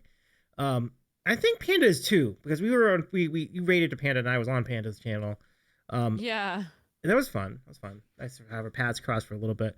But in addition to Panda, we have the incredible Willow Stevens who's celebrating a birthday. I was going to say, is it Willow? It's Willow. Yeah. Let's go. Yeah, this is going to be great. It's a great stream so far, it looks like. So let's go hang out with Willow. Wait, who's rated out? Okay. Whew. I was getting scared though. Wait a second. Willow said I'm bringing up the volume to see what she's saying, to see if she's rating. Do you see what Willow's wearing right now? Like this is incredible. You'll see. I love it. This is great. You guys are gonna see.